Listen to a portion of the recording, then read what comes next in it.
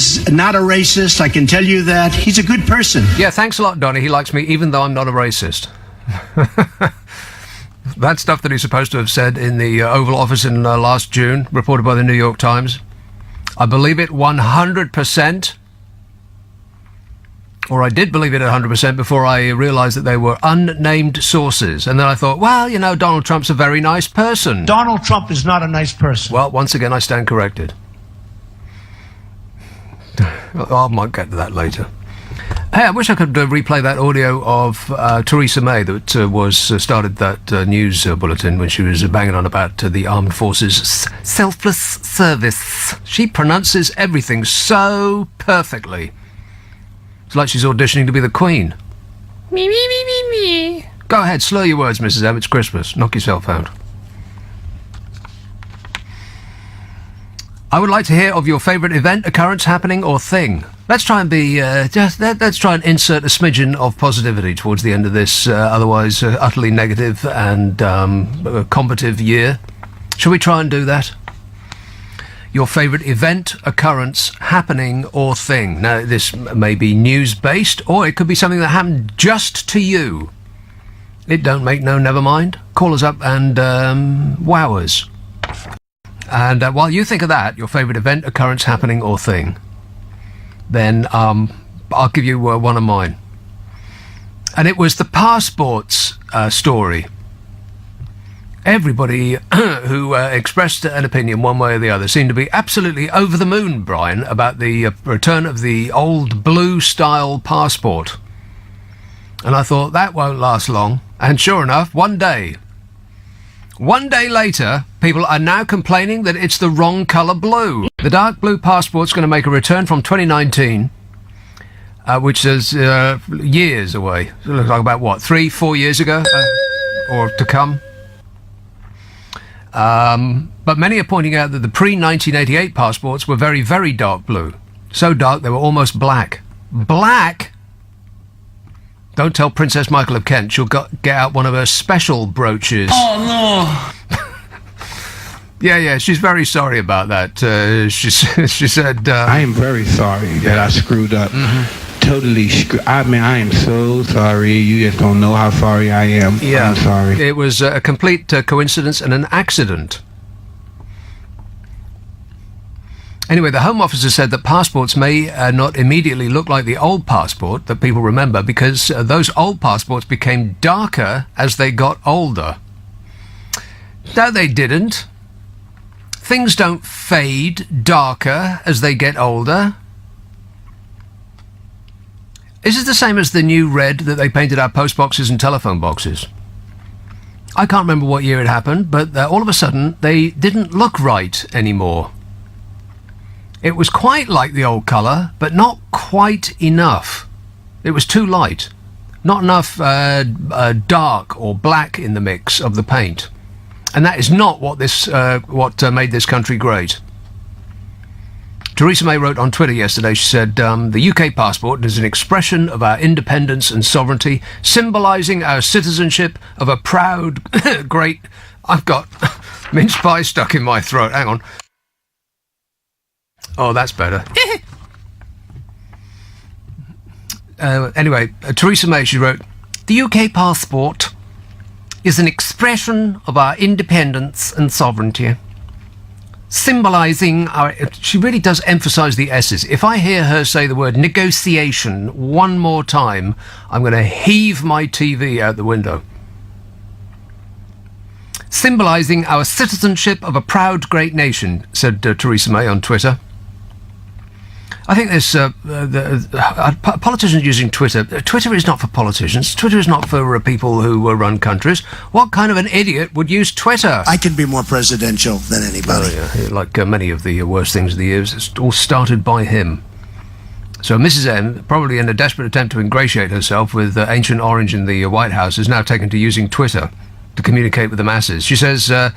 about the UK passport being integral to our sovereignty and our the pride that we take in our great nation. She says that's why we have announced that the iconic blue passport will return after she just doesn't drop a syllable. like it's a test. I want to hear what she sounds like drunk. But anyway, she said that's why we've announced that the iconic blue passport will return after we leave the European Union in 2019.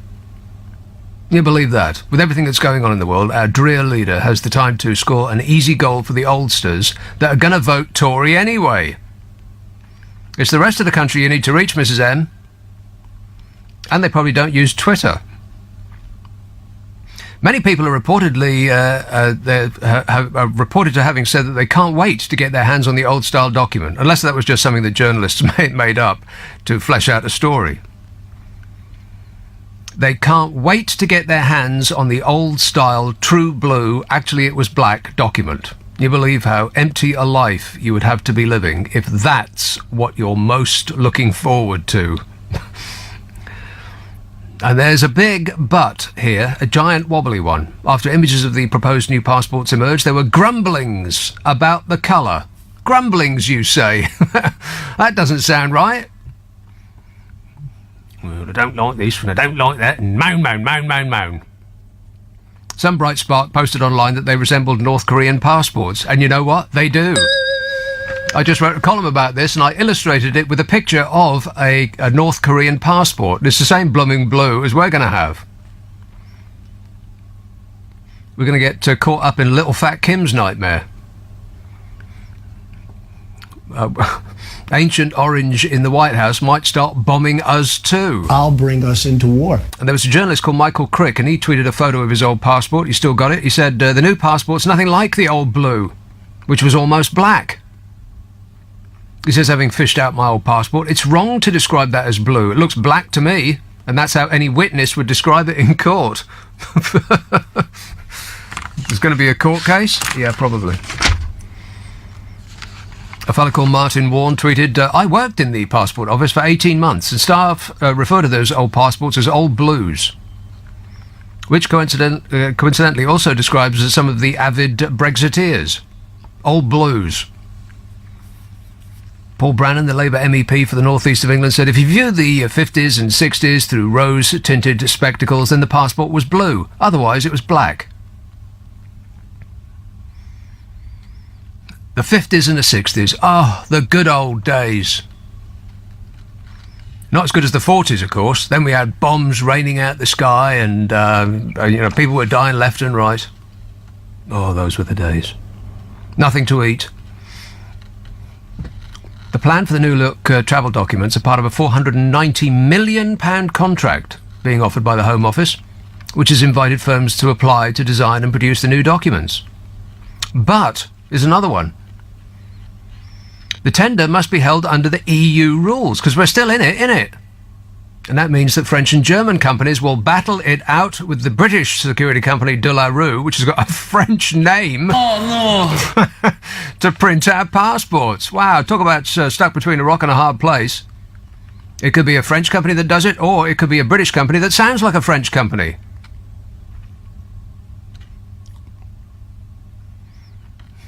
I bet you know who's going to be absolutely beside himself. I'm a nutcase. The government will announce the winner in the new year. Wow, I bet you can't wait. Isn't it exciting? No. Would anyone like to take a bet which company will be magically awarded the best tender? Will it be a French one? Or a French one? Or a German one? Did I say French twice? Maybe there was alcohol in that mince pie.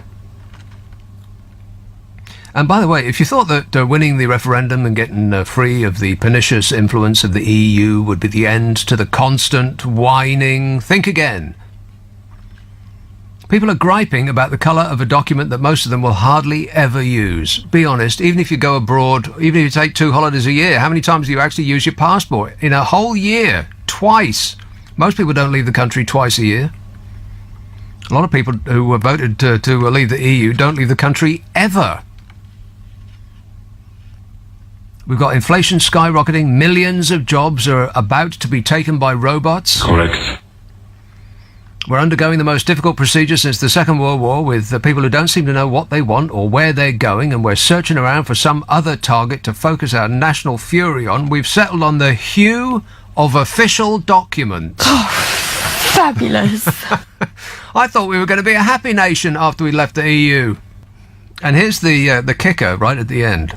We could have had the blue passports while remaining a member of the EU. We could have had any blooming colour we want. We could have had rainbow-coloured passports if we wanted. Actually, I'm not sure that that's true. I think there's a limited number of colours that it could be. But we could have had any of the colours that are acceptable to the international community. Had nothing to do with the EU. The European Parliament's chief Brexit coordinator said that Mrs May's claim is about it being a move to change the colour of our passport, a victory of British sovereignty, he said, in the French manner. It's got nothing to do with it. The government's said, our own government said that the blue passports will mean enhanced freedoms for Britons, but they won't. EU officials have said that they could spell the opposite of that: travel delays and extra paperwork and etc. and so on. We could have had any colour we wanted. We just elected to have the red ones. It had nothing to do with the EU. They didn't insist on it. God, talk about pulling phony success from the jaws of potential defeat. It does smack of desperation, don't it? Guy Verhofstadt emphasised that there was no Brussels regulation stating that EU countries' passports had to be a certain colour. So there goes that story. We could have had non-red all along. Or pink. We could have had not pink, as the one Tory MP said. Philip says, my big event of the year was getting 2 numbers on tonight's lottery. I get a free ticket to next week's. Yippee, says Philip in South Norwood. Well, that counts. I can't remember the last time I even got that. How many times do you have to play that blooming game before you win £10 million, for crying out loud?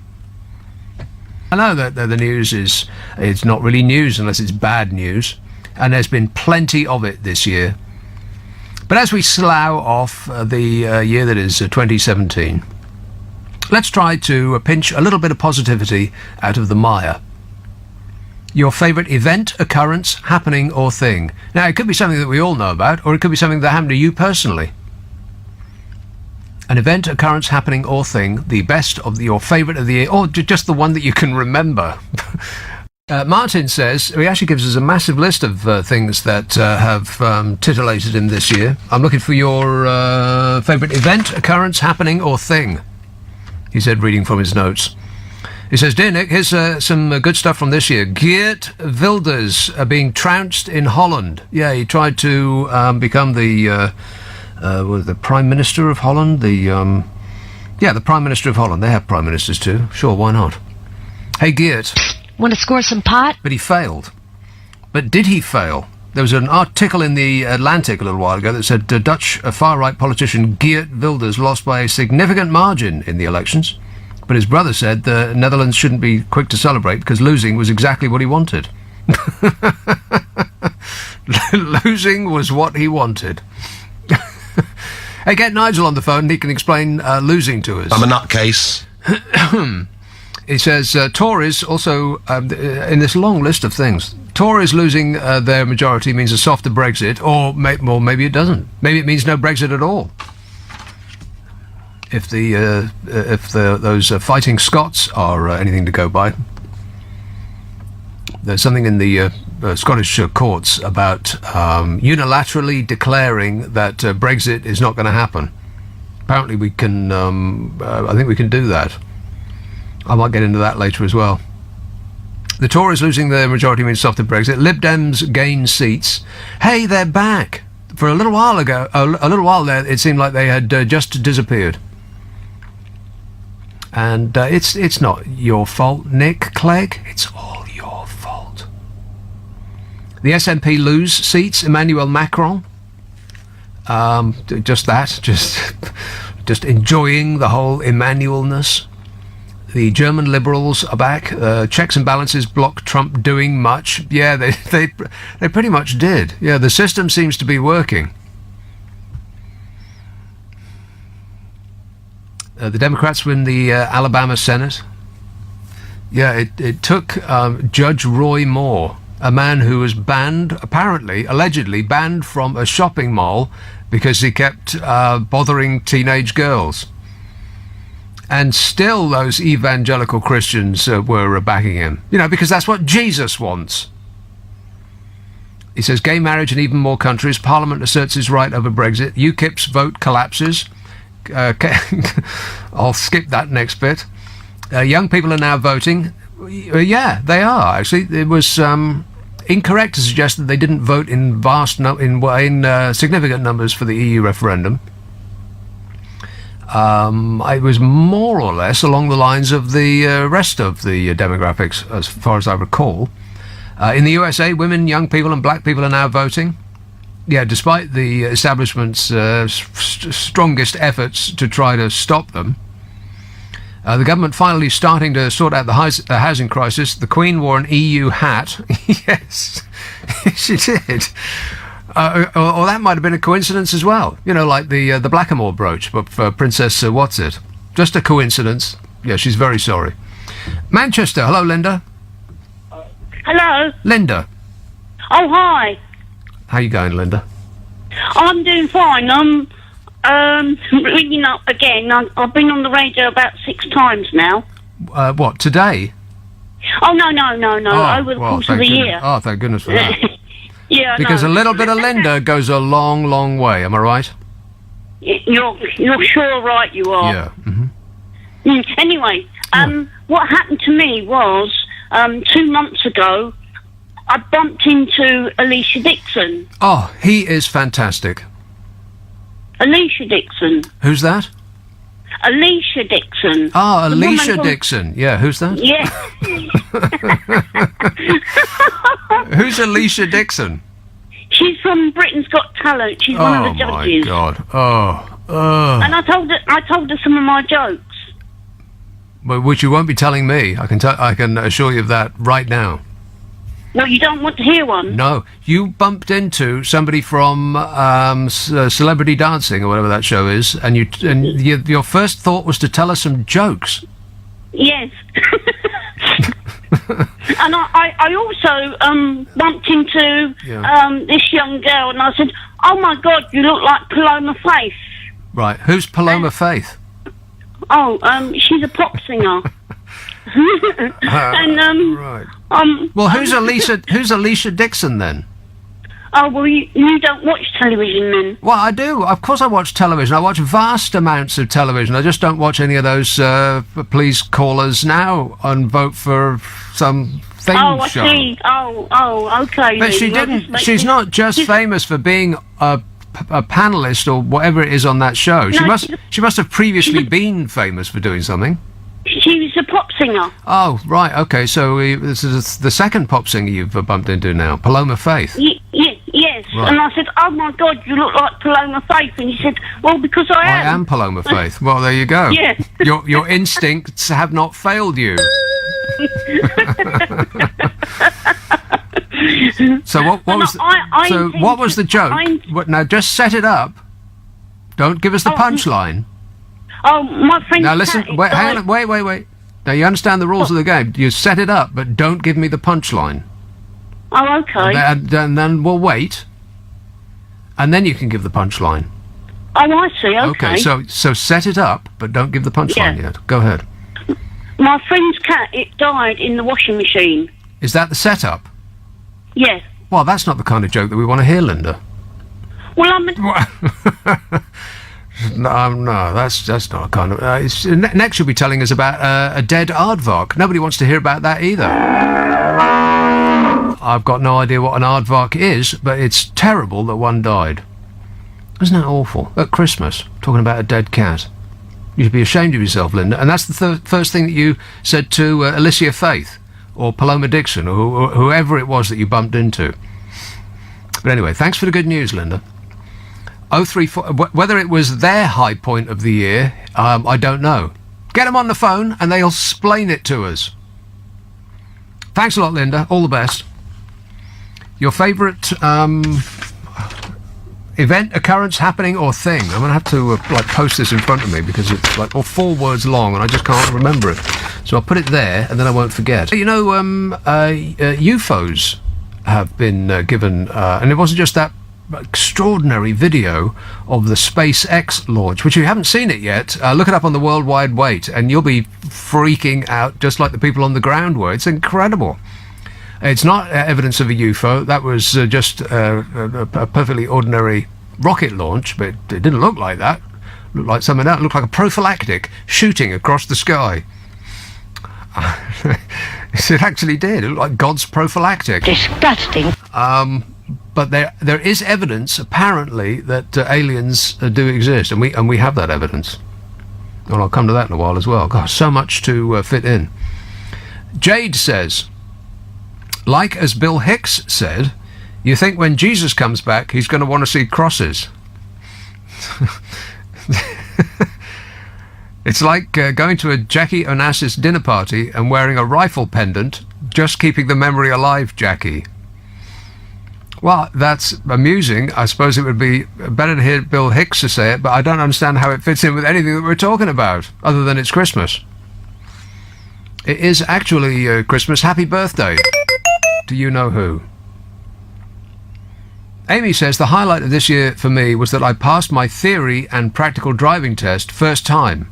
She passed it first time? Oh, no. Well, I think people should be failed on first time, just on a regular basis.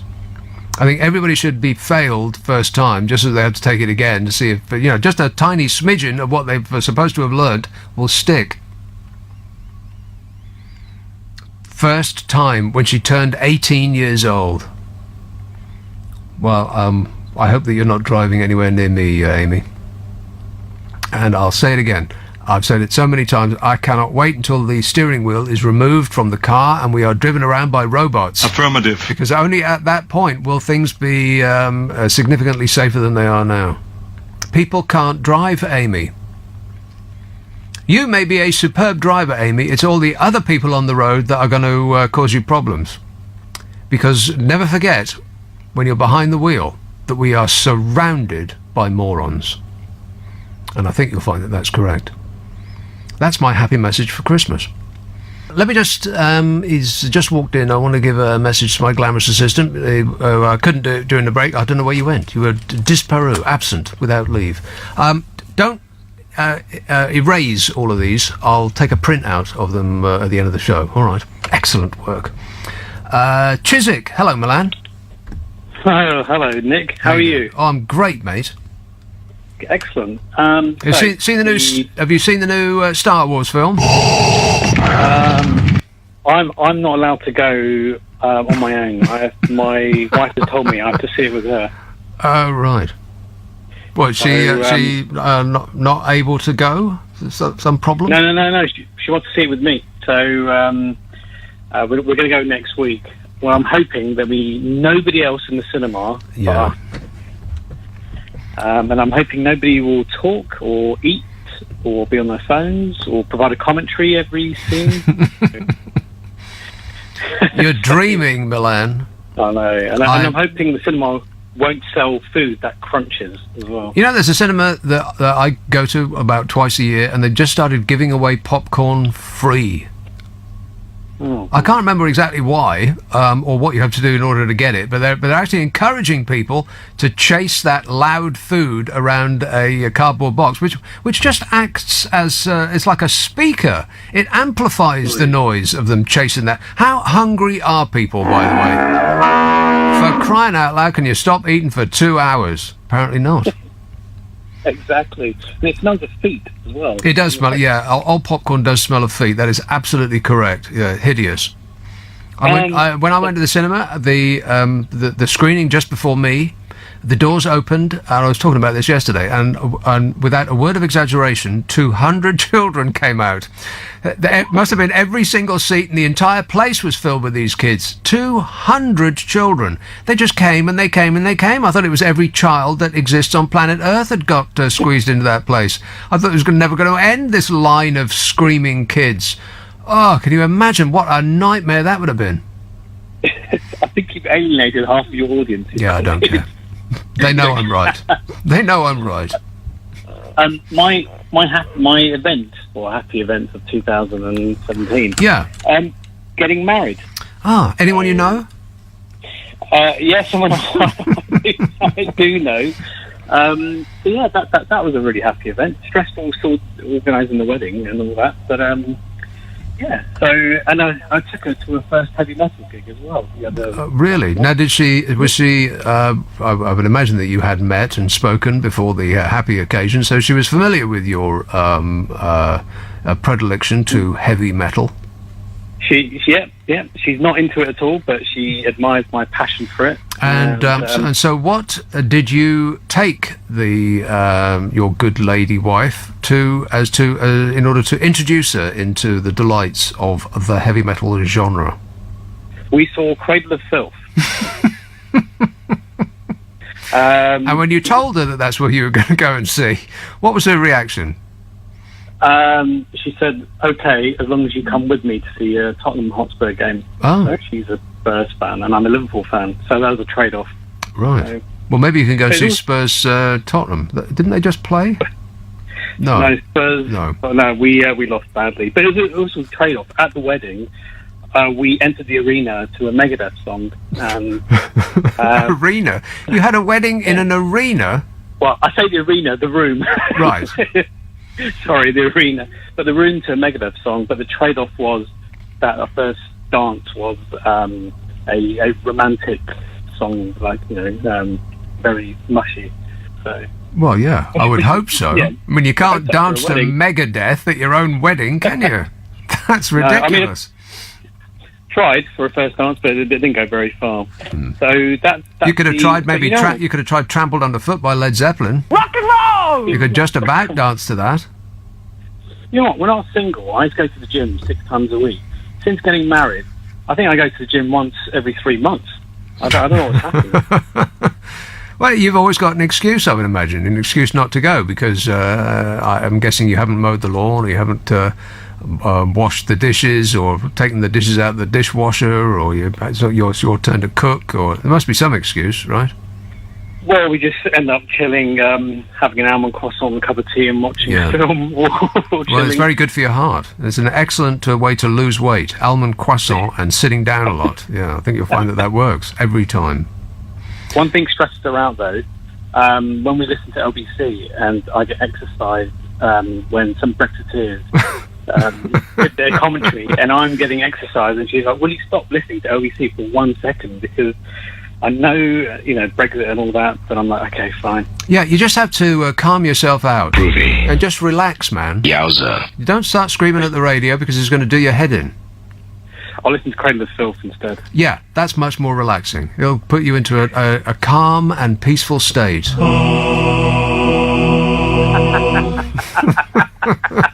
There was some evidence a little while ago, you probably memorised this, that people who listen to real nosebleed heavy metal music are more intelligent than people who don't. Yeah. You remember that? Yeah, and then I listen to it at work when I want to concentrate and I'm reviewing contracts. I just stick on to metal and I get on with the contract drafting. Yeah, I'm not sure. It may be an indication of intelligence to choose to listen to that music in your time off. I'm not sure that it will aid your work as a lawyer. It's probably not an aid to concentration, but that's just a guess on my part. If you could put in a word what the difference is between being not married and married is, or not necessarily a word, but just like a brief sentence, what would that be? What's the difference? First thing that jumps into your mind. Don't think about it. Happy. Yeah, more chilled, I'd say. More chilled. Well, yeah. That's excellent. All right, well, congratulations, Milan, and I hope it continues to work out for you. Wait a minute, did I miss the news? Yeah, we missed it. Wow. We're gonna have to go on. Holy moly, I missed the news? That's serious. Are we allowed to do that? I guess Well, I mean, I'm not allowed to do that, but it was a complete accident on my part. How did I do that? Oh, she's there. You can go for it if you want. Well, I would like to do that, yes. Okay, so you can throw it away if you want. Okay. Dagenham, hello, Pat. Oh, hi. Pat. Hi, Nick. Yeah, the best thing that happened to me this year, I had a very serious nervous breakdown. Oh, yeah. And it took a long while to get well, but I am better now, and life is wonderful. How did you get well?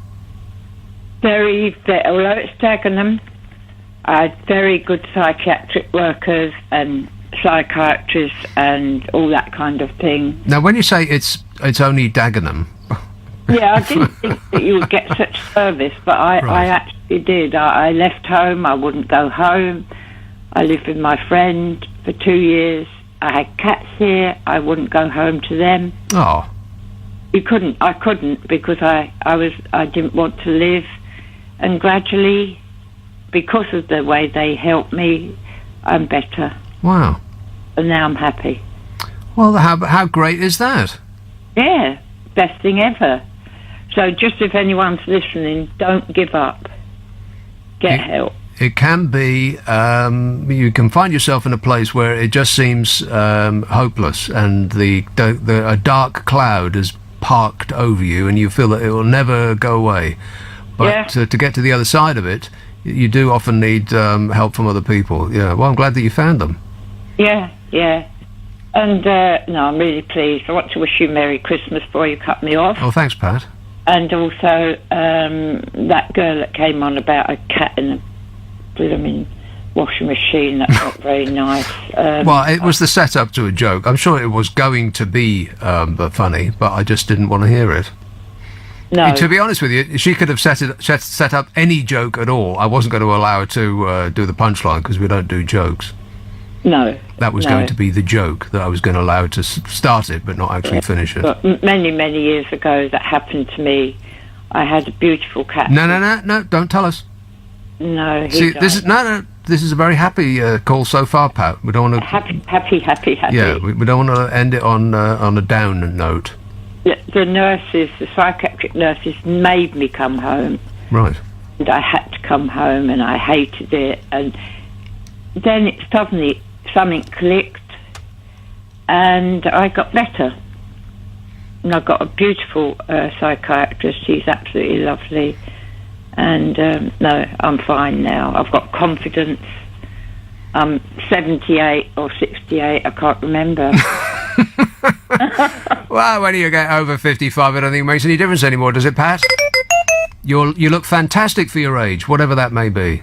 Oh, right, okay, yeah. And I'll be glad when Christmas is over because I find things like that very stressful. Yeah, well, you and everybody else on Earth, a little bit stressed out by Christmas, yeah.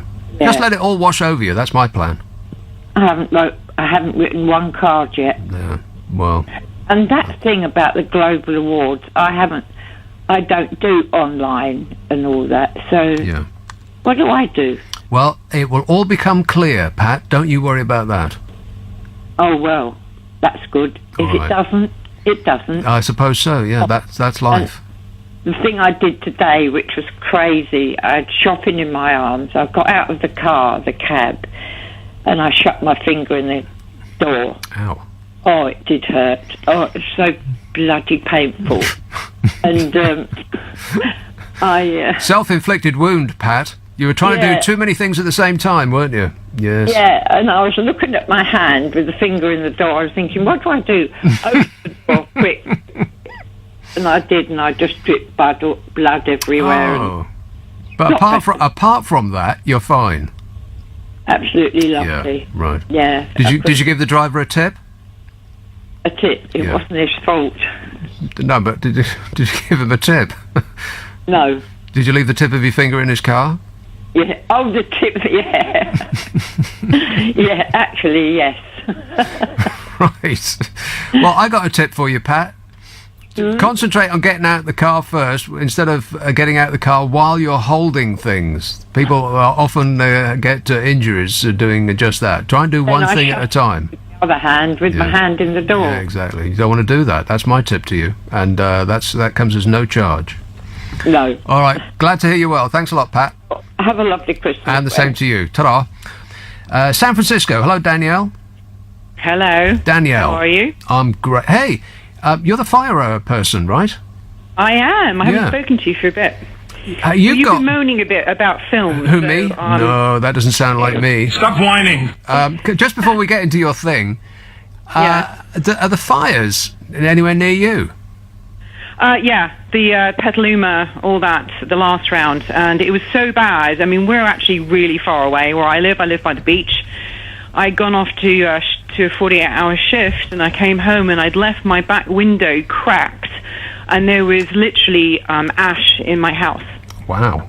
That's how bad it was. I mean, the air quality, even literally by the beach, was awful, and we are several hundred miles away from what was going on. But I had crews go out that way. I don't do wildland myself. I stay to structural stuff myself. Oh, that you specialise, do you? Yeah, no, I involve camping, and I will not camp. I'm way too much of a princess. Right. Well, okay, good for you. You've drawn a line, and you will not be dragged over it. I have camped several times in my life, and I hated every minute of it. It's awful. Whenever I'm sleeping on the ground in a sleeping bag, I always think that you know what would be nice right now is a bed and a duvet and some walls and a roof would be nice. Yeah, you have all these gadgets. You drive miles away to go sleep like a homeless person. No thanks. Right, nature can go and take a jump at itself. That's right. Yeah. And I deal with enough nature on calls. Trust me. I believe you. Human nature. Yeah. No, a couple of things. Speaking of human nature, that was a really good segue. I just had a really rubbish experience. First off, I hate this time of year. I just do. I mean, I'm away from my family back at home, where you're at, and I'm stuck out here. So I'm always, walking around vaguely grumpy anyway out here. Is it a bit weird being in California at Christmas? Because I would imagine it's just warm, which is just, does that feel a bit strange? It's been a bit chilly. Oh, okay. No, it's been chilly. It's just, it's sort of been like I had to wear a beanie on in the middle of the night doing some calls the other night. It was that cold, so it's been a bit just cold. a beanie? Nothing like home.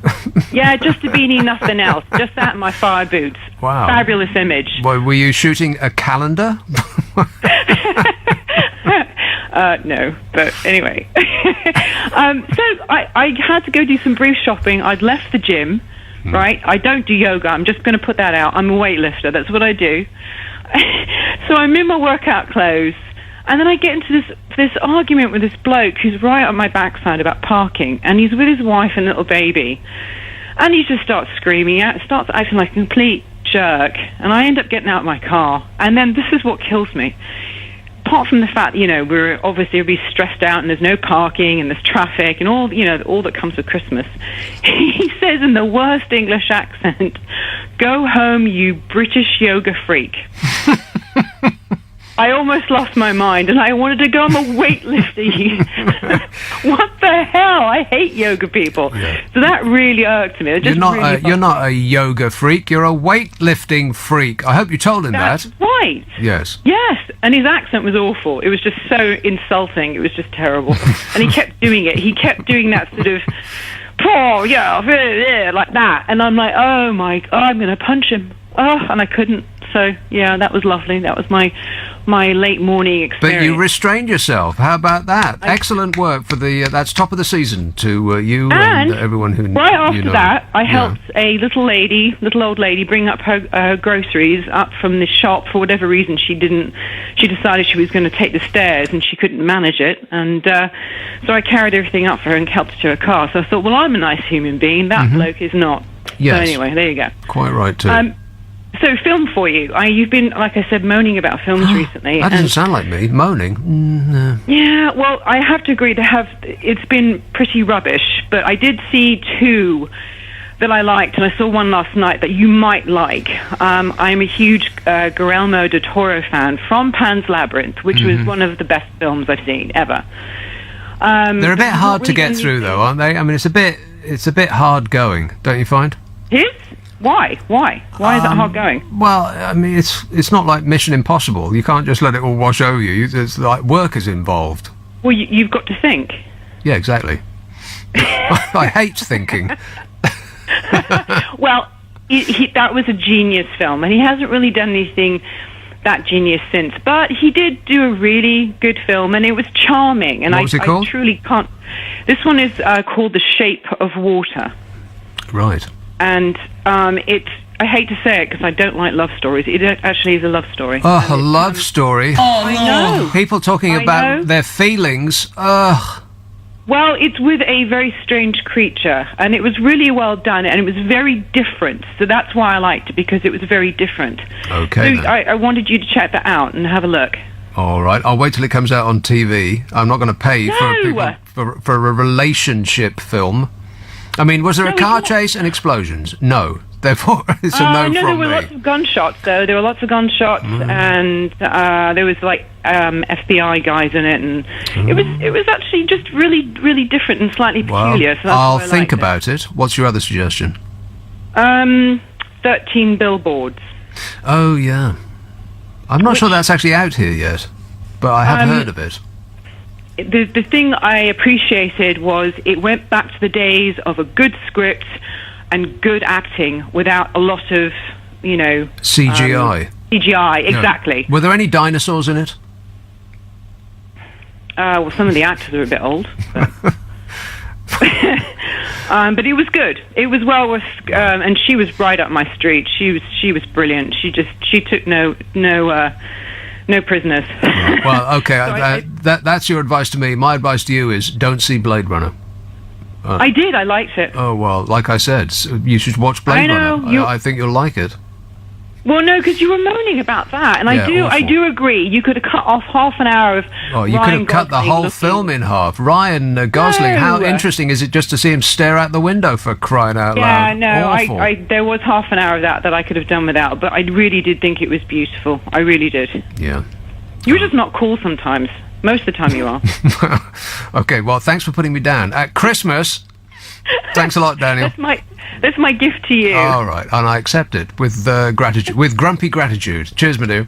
Mary, and all that. Ta-ra.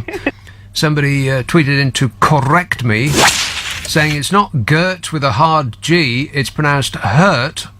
This is Gert Wilders. It's pronounced hurt whilst clearing your throat at the same time. Hurt. Dutch people, they look fantastic. Can we agree on that? They sound awful. If only they'd speak less. Let's have Staffordshire. Hello, Charlie. Hello. Good evening. Charlie. I would say it's an excellent show, by the way. I do Thanks. listen. Every time you're on. I think it's brilliant. Thank you. My suggestion for you was the Perseid meteor shower. Right, which one was that? That's the one that happens every summer, but some summers it's cloudy, but we had a particularly good view of it this year. The thing with a meteor shower is there's always a big build-up to one, and people say that it's going to be a tremendous show tonight. Just look towards the northeast, and your eyes will virtually pop out of your skull. And all it is just a flash by every 2-3 minutes, something like that. Well, that would be a light meteor shower. This is a heavy one we had this year. All right. Because my brothers were there, and one of them hadn't seen it before, and he was a bit unimpressed. He sounded a bit like you. He was, he didn't know what to make of it. I convinced him to sit out there, and honestly, by the end of the night, their mouths were agape, because we had a whole whooshing past. Because once you get past, with the Perseids, once you get past about sort of 1 in the morning, the frequency goes up by 10%. Right, but see, I would want it more than 10%. I would want the frequency to go up by about 200%. I want fireworks. Yeah, those happen very rarely, but Yeah. they do happen. But There's another one coming up in New Year, the Quadrantids. Did you know about this? No, I don't know about that one. Oh, well, grip onto something firm, Charlie, because it's about to get exciting. Okay. There's one of the lesser-known meteor showers known as the Quadrantids. It's going to be up to 200 meteors every hour. How about that? Nice. Is that over England? Well, you'll be able to see it from planet Earth, apparently. So okay. that's handy. Keep an eye out for that. Yeah, okay. Keep both eyes out for it. Why not? All right, it'll be the first major meteor shower of 2018. It'll be between the end of December and the second week of January. Mostly happening in the sky, I bet. The Quadrantids. Right, every now and again, almost by accident, this shows an education, isn't it? No. Your favourite event, occurrence, happening or thing of 2017. It might be a news event that we're all familiar with, or it could be something that's just happened to you. It's excellent work from the New York Times. Apparently a meeting in June, was it? President Donald Trump. He's the President of the United States of America. Can you believe that? I can be more presidential than anybody. So many foreigners have flooded into the United States since January that he vented to his national security team, apparently, that it was making a mockery of his pledge to turn foreigners back at the border. You know, that whole thing about, I'm going to build a wall. I'm building a wall, okay? I'm building a wall. I'm building a wall, okay? I'm building a wall. Donald Trump said that friends were calling him to say that he looked like a fool, which is just not believable, that Donald Trump has friends. According to 6 officials who attended or were briefed about the meeting in June, Donald Trump then began reading aloud from the document, which he came in waving about, which is Domestic Policy Advisor Stephen Miller. Stephen Miller. You remember that guy? He looks like he's from the Addams Family. Look up a picture of Stephen Miller on the World Wide Web. Yeah. And then seek help. Stephen Miller had just given him this document just before the meeting. The document listed how many immigrants had received visas to enter the United States this year. More than 2,500 were from Afghanistan, a terrorist haven, the president complained. Haiti had sent 15,000 people. They all have AIDS, he grumbled, according to one person who attended the meeting, and another person who was briefed about it by a different person who was there. 40,000 had come from Nigeria, Mr. Trump added. Once they had been in the United States, they would, quotes, never go back to their huts in Africa, is what he said, recalled by the 2 officials. And then Sarah, have you seen this woman, Sarah Huckabee Sanders, his press spokesperson? Liar! Yeah. No, it's true, she is. She denied on Saturday morning that Trump had made derogatory statements about immigrants during the meeting. Now, does Donald Trump appear to be the kind of person that would make derogatory statements about immigrants? Donald Trump is a very nice person. Donald Trump is not a nice person. Well, once again, I stand corrected. The 2 officials who described the comments found them so noteworthy that they related them to others at the time. He's accused of whining about foreigners. But Donnie, don't whine. I am the most fabulous whiner. And I'm a whiner, and I keep whining and whining. I'm looking for your favourite event, occurrence, happening, or thing of 2017 as we try to extract some positivity of the year before we wave it. Bye-bye. Here is Stanford. Hello, Christopher. This video guy is not normal. He's talking to somebody else. I'll give him a pause for just 1 minute, and I'll announce his name one more time, and I'm pretty certain he's going to be ready now. Stanford. Hello, Christopher. Apparently not. Too late. Wanstead. Hello, Sophie. Hello, Nick. How are you? I'm great, mate. What's up, Sophie? Before I go on to my main point, my jaw is on the floor about Mr. Trump yet again. Nigerians need to go back to their hut. I really, really do not know what to say. I'm speechless. And how that woman Huckabee can continue doing her job. I don't know. I have no idea. How does she live with herself? She's going to be that person for the rest of her life. No matter what she does from now on, she's always going to be that person who was a...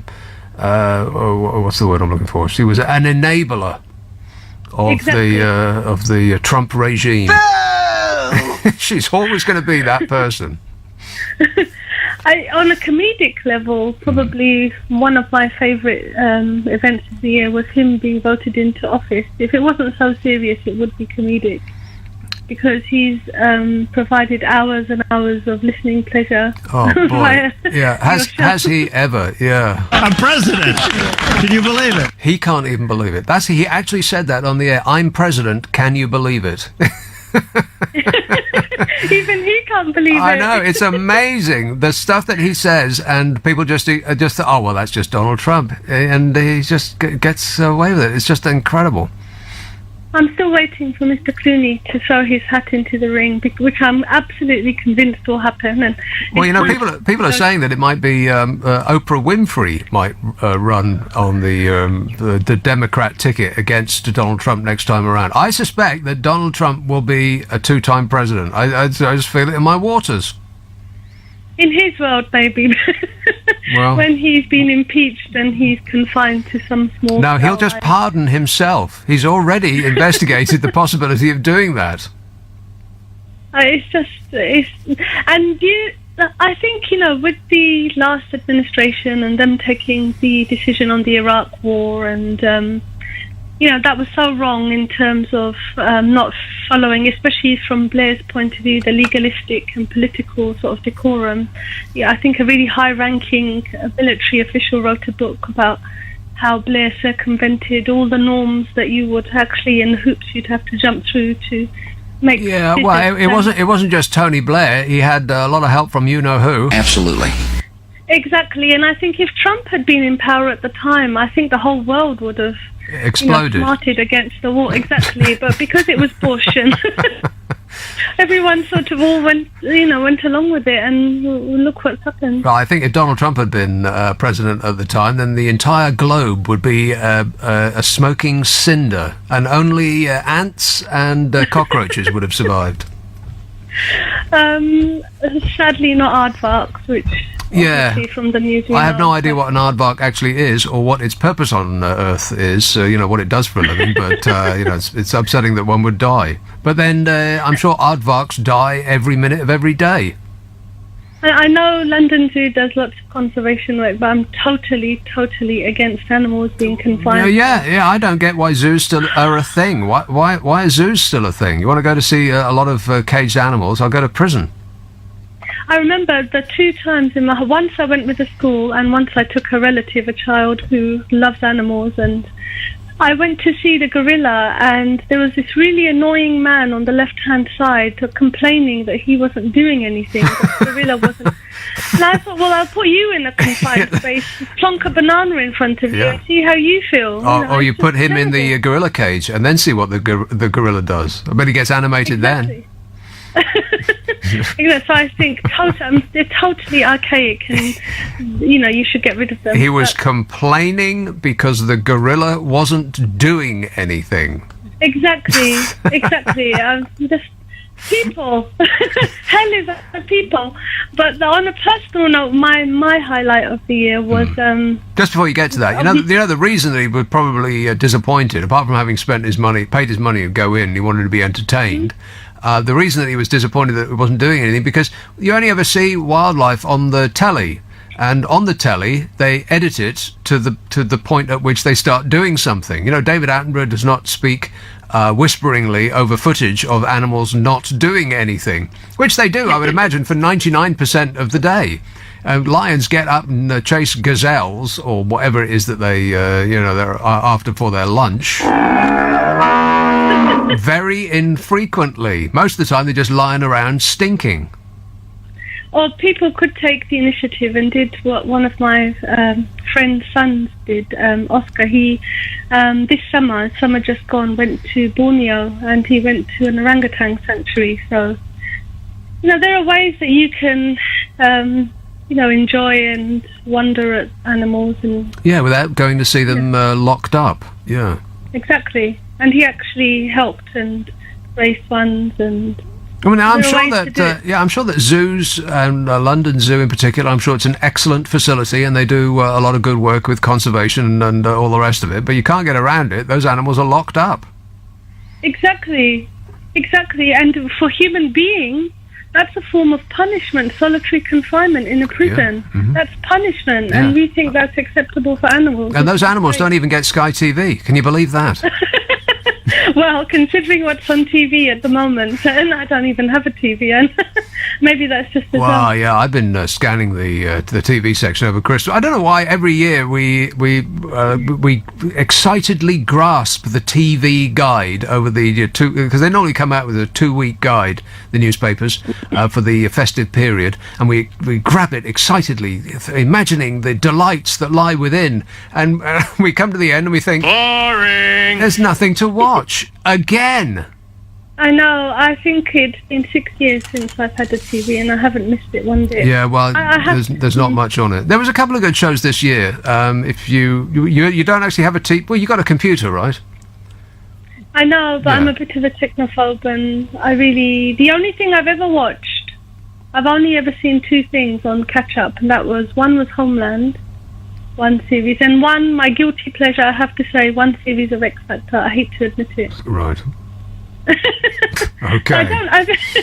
Well, we'll have nothing to discuss about either of those shows because I don't know either of them. But one program that I did think was well worth passing on as a tip this year was a thing called The Deuce, which was on Sky Atlantic. It was an HBO program. And, you know, if there's HBO append their name to a TV program, it does have a mark of quality about it. And The Deuce I thought it was excellent. It was about 1970s New York prostitution and the porno business. I mean, I know that doesn't sound family friendly, and it wasn't. Disgusting. But it was a quality product. It really was. And how they managed to get New York 1970s so precisely right, because I was in New York in 1978, and they got it spot on. It's just as filthy and dangerous looking and awful and ugly as it really was. They've done it perfectly. So I recommend that, The Deuce. I'll remember that. My cheeks did burn though when you said the P word. So. Oh yeah. But no, sorry about that. I apologise. But yes, New York was a no-go area before. I think Giuliani cleaned it up with his... and you know what? It's the most exciting place I've ever been in my life. In 1978 in New York, when The Message, Grandmaster Flash, and the disco was high and the punk was in its flush.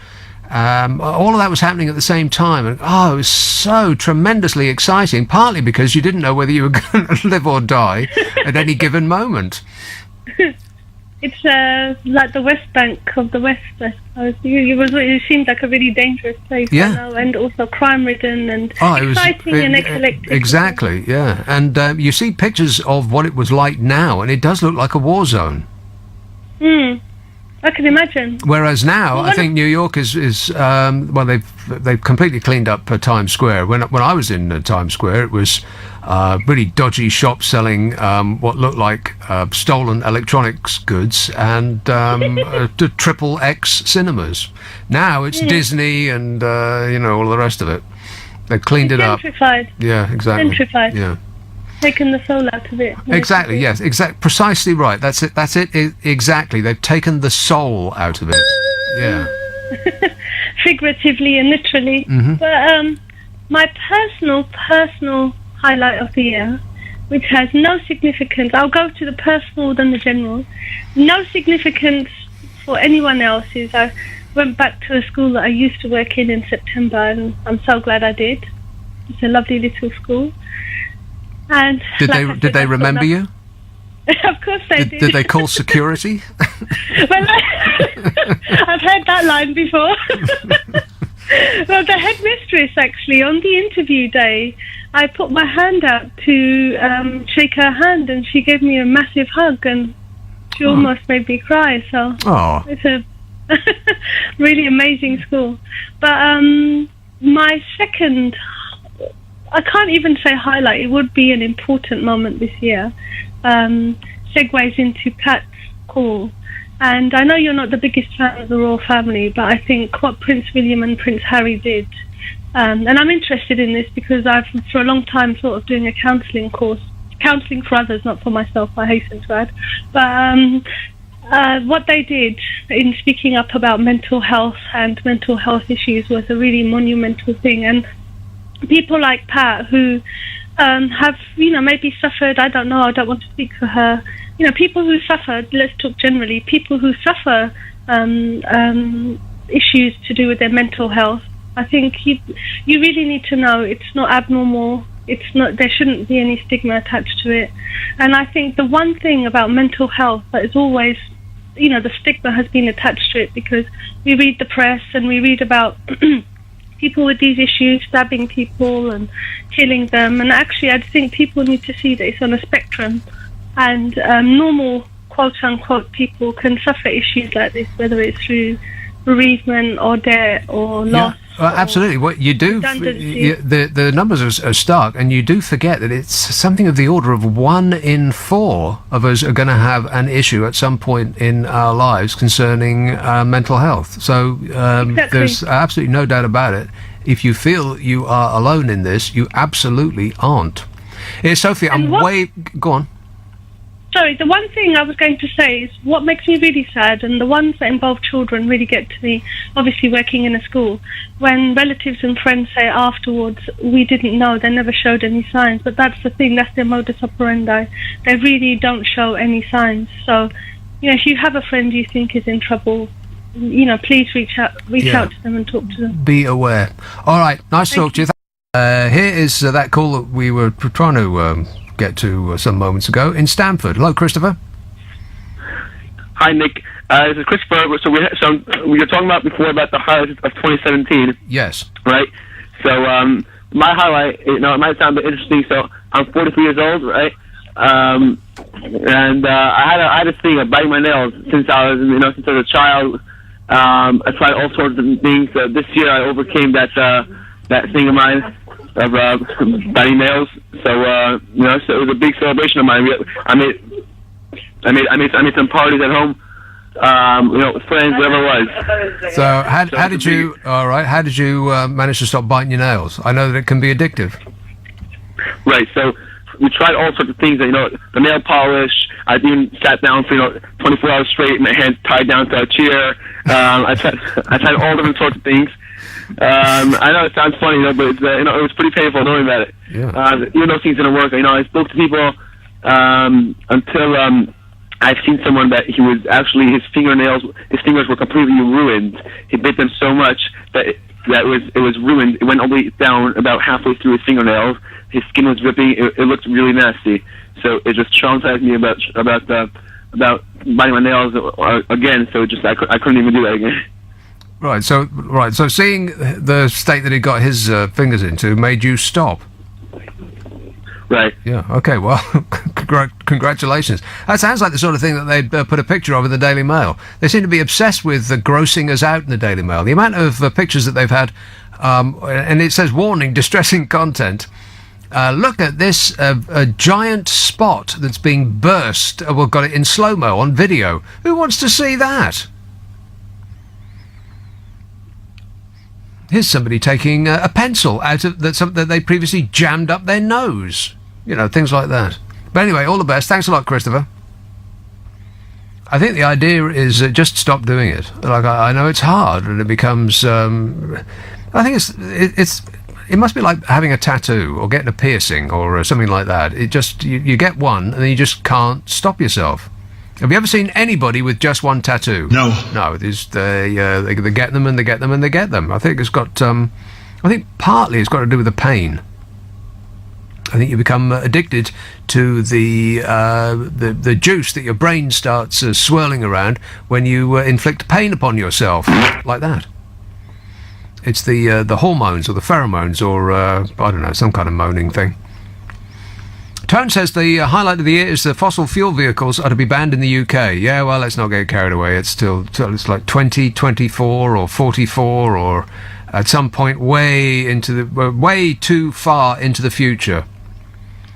Actual car manufacturers are more progressive than our own government in working towards banning fossil fuels.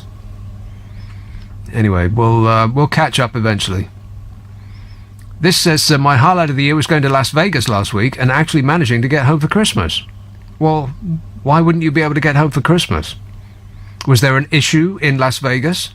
Did you try to run out on some debts? Some locals threatened to put you in the boot of their car and drive you out into the desert? Always pay your debts in Las Vegas. Graham says my highlight was a well-aimed egg colliding with a cat which was about to launch itself on an unsuspecting blackbird which was on my bird table. So at least one bird out of the 100 million killed by felines this year was saved. Excellent work, Graham. Pussycats should stick to pigeons. Nobody cares about them. I've been thinking about feeding blackbirds, but I'm not sure how to do it while also keeping them safe from cats. Because we do have some cats that prowl around. Now, I do like pussycats. Who doesn't? But I also very much appreciate the song that blackbirds give out at the end of a day. I just love that sound. And so I would like to give some back. Doesn't that seem fair? So maybe put out some raisins, something like that. Now, I know that they... Well, I don't know. I don't know anything about it at all, or anything else for that matter. But I seem to be aware that they feed only on the ground. That you can't hang up one of them fat balls or...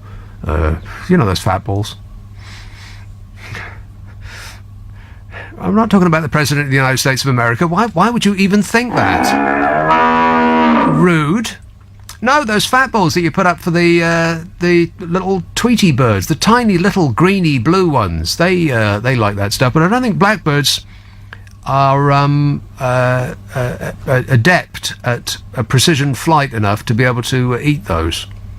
I think they're a bit too heavy, so they feed off the ground. But I don't want to put anything on the ground, and then cats would become aware that it's like a free lunch. Anyway, you leave it with me and I'll figure it out. Let's have a call in Stowbridge. Hello, Mark. Hi there, Nick. How are you? Great, mate. Oh, fabulous, fabulous. Oh, please hear it. Do you know what? You made my Christmas so much better. Just knowing that you're going to be on the radio every night. Every single night. It for me. It's going to get me through, Nick. It's that one thing that's just going to get me through this daunting period. We'll power through it together, Mark. Oh, that's it. Yeah, that's it. Camaraderie. That's the word, isn't it? Together we'll do it. Yeah, together we're stronger. That's it. Exactly. That's right. That's right. Strong and stable. That's the phrase, isn't it? I think. Yeah, you'll be strong, and I'll try my very best to be stable. Yeah, I'm not sure I can do it, but I'll give it a go. That's it. A fantastic little double act. Yeah. Sorted. So, but that's not why you called. It isn't, Nick. No. I'm ringing with my highlight of the year. I think with everything that's gone on this year, the bar is set a little bit low, isn't it? Yeah, it is. Yeah. But for me, it was the other day. I don't know if you've seen it. It's been doing the rounds on social media and that. I know you're not much of a fan of social media per se. I don't think, are you? But it was this video of this guy. He was dressed in a football strip, but curiously, I'm sure he'd gone to go and see a darts match or something. I think I could be wrong there. Something like that. Yeah. Well, anyway, this chap, he'd had 10 points. 10? 10 points, 1-0, yes. I mean... Well, that sounds like somebody who's gone to a darts match or some other sort of non-sports event. Yes. Yeah. Darts is not a sport, by the way, and neither is poker. If you're a programmer of a sports channel listening to this right now, poker nor darts are sports. I think you'll find that that's correct. It's right. And him drinking 10 pints isn't even the highlight of it, Nick. What happened was he was... you mean he drank 10 pints and then something untoward happened? Well, who could have predicted that? I know. What could have possibly gone wrong? Yeah, exactly. You think, isn't it? Go on. Well, he was sort of getting on the escalator down to the tube, and then him and his friends had this amazing idea, and he was going to, sort of in between the escalators, you've got that kind of that little space of like stainless steel, that kind of. Yeah, it looks like a slide. Yeah. Yes. Well, exactly. That's what he did. And he got this footage, and literally he starts sliding. A few seconds in, there's like a sort of like a squarish emergency stop in the middle. Well, yeah, I have seen this. It's like a diamond-shaped lozenge, which is an emergency stop thing. Yeah, and unfortunately, one leg went one side, and the other leg went the other side, and he whacked himself in the jingle bells. And he then sort of kind of spun around and continued down and whacked the next one, which flipped him around and onto the escalator that was coming up. Oh, that was hilarious. He took off, didn't he? He sort of like he flew for a little bit. It was like, if fly, is it, or something? Well, if we offered him £1 million, he wouldn't be able to recreate that. That was stunning. And somebody got it on camera. Thank you, Tim Berners-Lee. We appreciate your invention of the internet for that and that alone. All right, good work. Mike says the best moment of 2017 was Donald Trump getting impeached. Oh, wait, How has that not happened yet? Because the Republicans are desperate for a tax cut for billionaires. And it looks like they just got one. It's that trickle-down economics thing. They're still peddling that old pony. Can you peddle a pony? Not really. That old... I was trying to think of another word for lie, but it's essentially that's what it is. Trickle-down economics. If we give a tax cut to billionaires, then they will... then the money will trickle down all over the faces of the poor. Yeah, sure it will. This says, my favourite thing of the year is the song Man's Not Hot by Big Shaq. Is that what the kids are listening to? Rock and roll! 2 + 2 is 4 - 1, that's 3, quick maths. When the ting went quack, quack, quack, you mean they were ducking. Best song of all time. Oh, those are the lyrics to it. 2 + 2 is 4 - 1, that's 3, quick maths. Well, that's more or less right. You know, it's close enough for jazz. My favourite song of the year is I'll have to look it up. Hang on a minute. It's so great. I was going to post this on YouTube. In fact, what I'm going to do on Christmas Day is I'll post the best Christmas song ever, without exception. And it's an Elvis song. I'm going to have to look really hard for it because it's extremely hard to find. But it's about a 6 or 7 minute blues track, and it's not... It's not that one. It's not Blue Christmas. It's another one that is, as far as I'm aware, it's quite rare and is not easily available. But I'll try and dig it out and stick it on the World Wide Wait. But if I pull up my Shazams of the year, then you absolutely, totally have to... Oh, it's called Surrender by Gert Jansen and Shan. Worst name for an act ever. Gerd as in G-E-R-D, and then Jansen and Shan. It's called Surrender. If you like your D-I-S-C-O, then it'll be right up your street, baby. I do social media, but I post more than read. Reading is very bad for your eyes. And that is the official position of LBC. Lewisham. Hello, Jane. Hello, Nick. Jane. My favourite event was when Nigel Farage got his own programme on LBC. Uncle Nige? I'm a nutcase. Yes. No, he's not. You know, if you think that about him, we've got to call you Thick Nick. No, I don't think that about him. He thinks that about him. We've got a few idiots in our party. That's not me saying that. Oh, that's a shame he said that. You know, that's not fair. Anyway. Well, you take it up with you take it up with him, Jane. Yeah, I do like his programme very, very much, Yeah. and we really, really must come out of that European Parliament. Yeah, well, It's we just will. too Don't worry about it. expensive. It's That's the main thing. We just can't afford to be in that very, very expensive, wasteful club. Well, neither can any of the other countries either. So they all should Jane. pull out. That, Jane, is what UKIP said. The arguments that UKIP stands for aren't valid. Unfortunately, Uncle Nige doesn't agree with them. Yeah, well, we just have to come out and we have to leave and take the lead.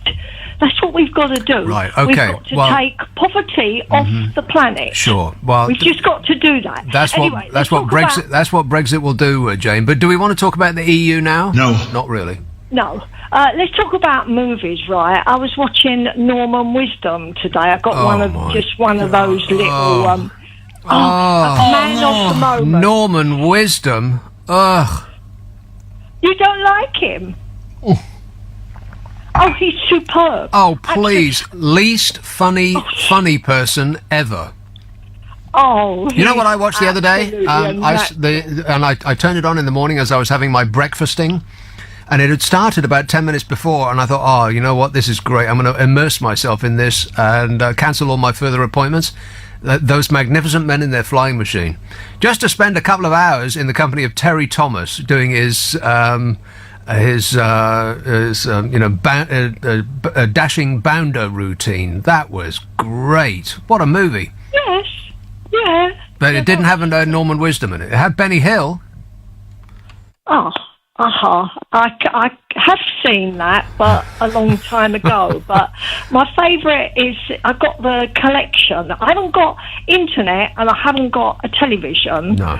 Well, right, there's nothing on the internet, Jane. Not really. I know. You're not missing you know, anything. what is Twitter and what is Facebook? Who knows? Nobody really no. knows.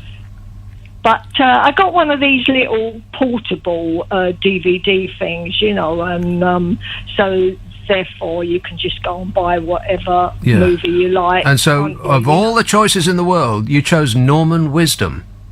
Oh, yes, definitely. And what is it, in Armenia, was it that he's the only... Was it Armenia? That he's the only person that movie star that they would allow in the country. Well, that tells you everything about Norman Wisdom that you need to know. No, he's very, very good. Have I got any of his movies on over the Christmas? Oh, God, I hope not. Oh, no, I hope for the people they have. I really hope for the people. No, I mean, how much pain do we have to go through, Jane? Norman Wisdom movies on top? No. It's a no from me. Oh, no. Nick, you're sick. Yeah, well, I'll just have to live with it. Thanks a lot, Jane. Does anybody have any idea what that call was about? Oh no, that was it. So she was her thing of the year was Uncle Nigel's show on LBC. I'm a nutcase. Vincent says, a good deed done today. This afternoon at the Aldi checkout, I was behind an old lady in the queue. Her bill came to £56.83, but when she counted out all her change, she only had £50. I thought that she was probably someone's nan, and I'd like to think that someone would have helped my nan out when she was alive. She didn't want me to help her, but I insisted, and in no time at all, we had all her shopping back on the shelves. Well, I did not see that coming. Oh, that's funny.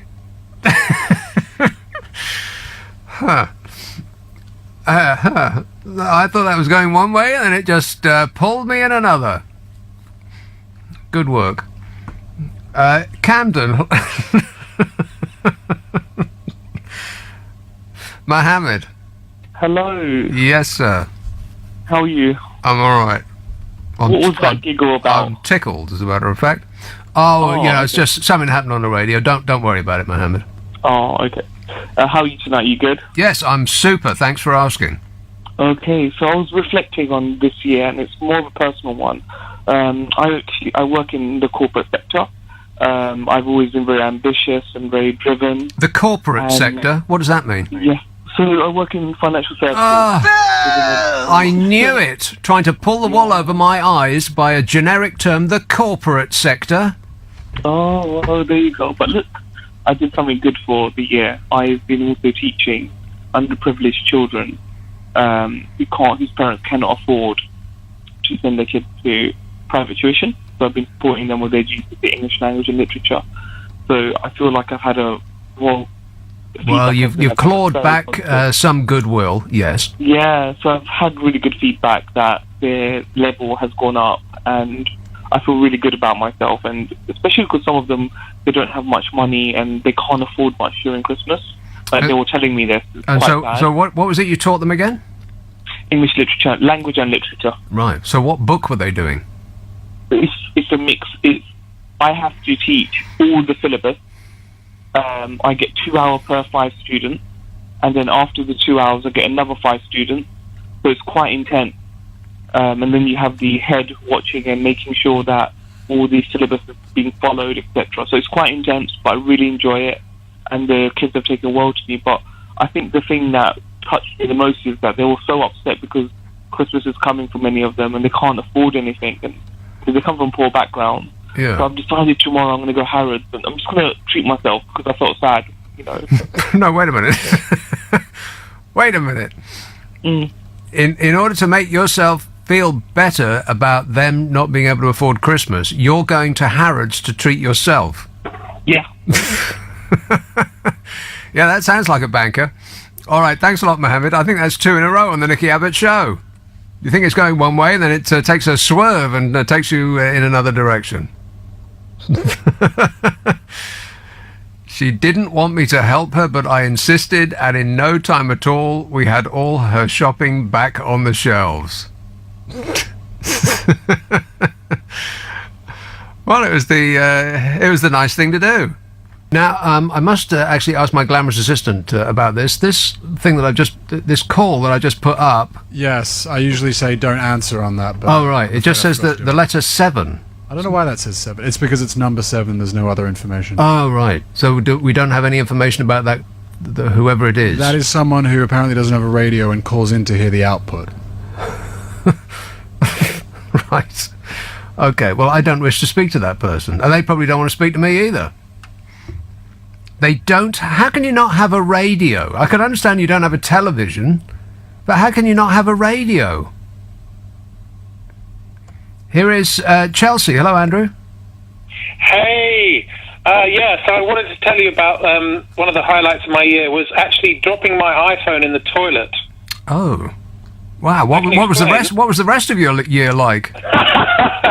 No, but the thing is, it seemed like a bad thing at the time, but shortly afterwards, I realised that there was so much more to life than the internet. And since then I've been doing weird things like phoning people up and talking to them more, What? reading books. No, wait a minute. Hold up. Back up. You've been actually talking to people. What? Face to face? I was already doing that, but the thing is, I was spending so much time on the internet. You know, these iPhone devices, they're extremely addictive. Yes. And the internet seems to have a lot of stuff on it, like interesting things to Really? look at. I haven't found anything interesting on the internet. Maybe I've been looking in the wrong place. Maybe after a while you realise that it's kind of empty, and it took dropping it in the iPhone in the toilet to realise, how much I missed things like reading books and listening to radio, including LBC and your excellent show that I used to listen to years ago. Of course. And it's just funny how some things that seem like disasters at the time turn out to be really great news. I recommend it. About a year ago, I thought, I'm not going to... Because the thing with Twitter and Facebook, and I have no experience of any of the others, Instagram or any of that. I haven't even looked at them. I don't know what goes on. But I know what Twitter and Facebook is. And the thing with them is that you can't look at it for 5 minutes. You can't just check up on what's on there for 5 minutes, because if you look at it for 5 minutes, an hour goes by. And if you look at it for an hour, then there goes the day. They're just giant time-sucking devices. So I just thought, I'm going to stop looking at them.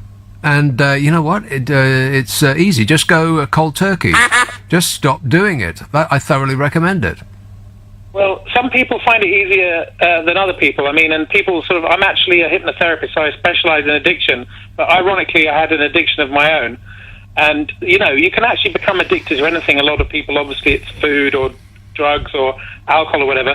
But it seems that the real epidemic at the moment is the internet. Almost everyone seems to be addicted to it. But, as a physician, heal thyself. Theoretically, I could have hypnotized myself to get off the internet, but I was too attached. I didn't want to. So Wait a minute. Can you actually do that? Hypnotize yourself? You can. Yes, you just make a recording and of the thing that you want to change and shift. You can learn how to do it. I mean, I'm a professional, and so obviously my product would be a higher quality product than the amateur would produce. Right. But you can hypnotize yourself. But that's the curious thing. It's like you've got to want to do it. That's the thing. You've got to want to change. How do you hypnotize yourself? Well, you make a recording. You obviously have to learn the basics. A state of hypnosis is an incredibly deep state of relaxation that you have to go into by stages. Yeah. So that always I've looked studied fake. They always look fake to me. Those people standing on stage and they click their fingers in someone's face and then they get them to run around the stage like a chicken. That always looked like they always look phony to me. How is that possible? Well, no, I can explain. So when you get a TV show like that, what they've done is they've had possibly thousands of people who want to be on that show. And they gradually narrow them down. So first of all, people who want to be on a show in the first place are kind of extrovert, exhibitionist types.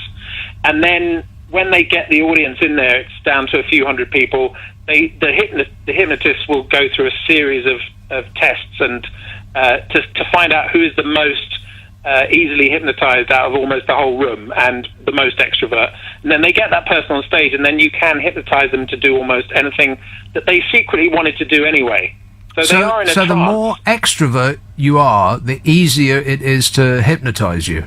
No, it's not really that. It's more that when you see those spectacular things, like people doing crazy stuff that you imagine nobody would ever do, Yeah. they've narrowed those people down to the most extrovert, the most people with sort of unrealized kind of crazy fantasies of doing absurd things.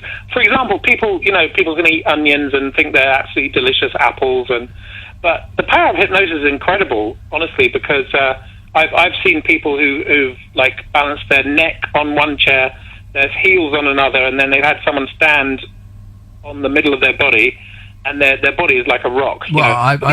I've seen better than that. I've seen somebody saw someone in half. How about that?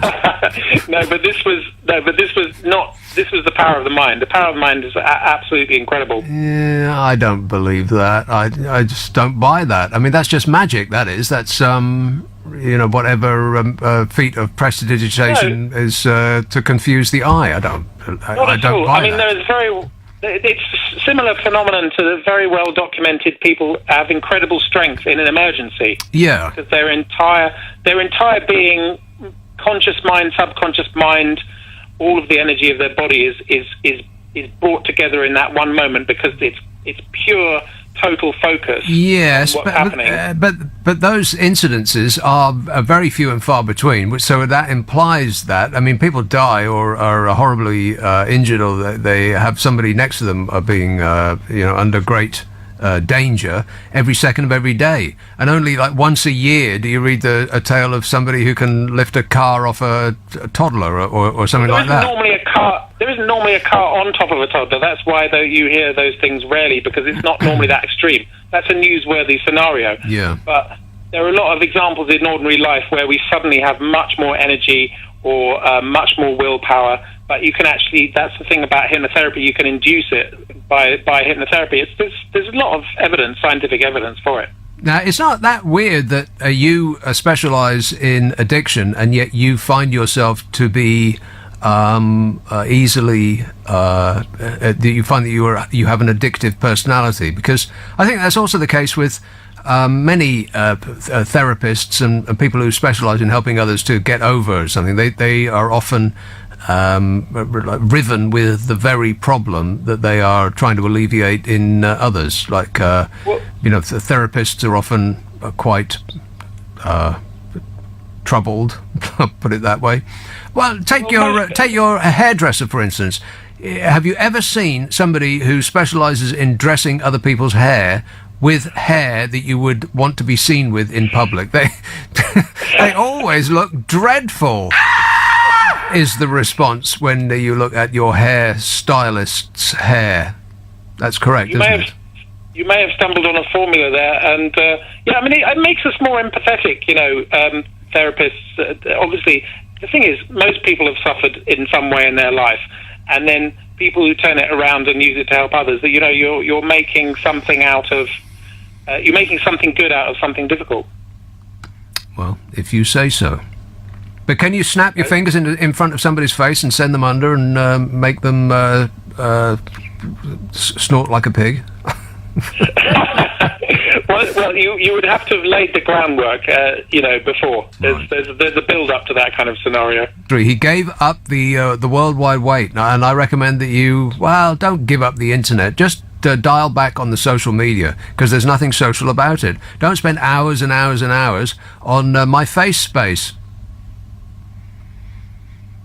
The thing is, it actually it doesn't make you more fulfilled. It doesn't make you happier. It's the opposite of that. I'm quite glad that I grew up when there wasn't an internet, because what kids have got today, apart from all of the other grief that it is being a child growing up, now they have documentary evidence of how popular they are in numerical form. How awful is that? I mean, it used to be, you just hang around with your mates, and some people would have more friends than others, but you wouldn't get called out in it because who's going to go around and count, right? Well, now they have the internet to count for them. How many followers have you got on InstaChat or whatever those things are? I've got no idea what the kids are using today. But I know how many followers I've got on Twitter, and how many people really like the things that I put on my FaceSpace. I think that'd be terrible for a child.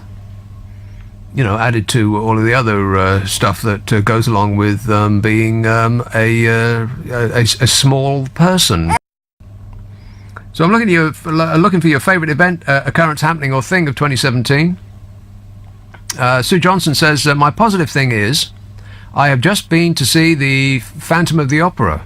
Phantom of the Opera. Says it's such a stunning show, wonderful singing, lovely costumes, and the theatre was full. I had a lovely time, and then a slow bus ride down Regent Street looking at the lights. Hey, what are the lights like on Regent Street this year? I bet they're... Groovy. Are they being... For quite a few years there, they were sponsored. So they didn't really have anything to do with Christmas. They were just, they were quite often just a series of images of the cartoon that had sponsored the Christmas lights. You know, there'd be a Disney cartoon out, or animated feature, as you're supposed to say, which didn't have anything to do with Christmas at all. That's not what Jesus wants. But I bet they're a delight. Yeah, Phantom of the Opera was on TV just the other day, and I thought, can I sit down and watch this for 3 hours? And I thought, no, I'll watch Match of the Day instead. Tone says, if you're wanting fireworks, treat yourself to the original film version of Day of the Triffids. Apparently there's a mini-series out there to watch too. No idea if it's good or not. Well, that's not much of a recommendation, is it? No idea if it's good or not? Well, I've no idea if I'll watch it or not. John in Lewisham says, I thought that Blade Runner 2049 was great, even sublime.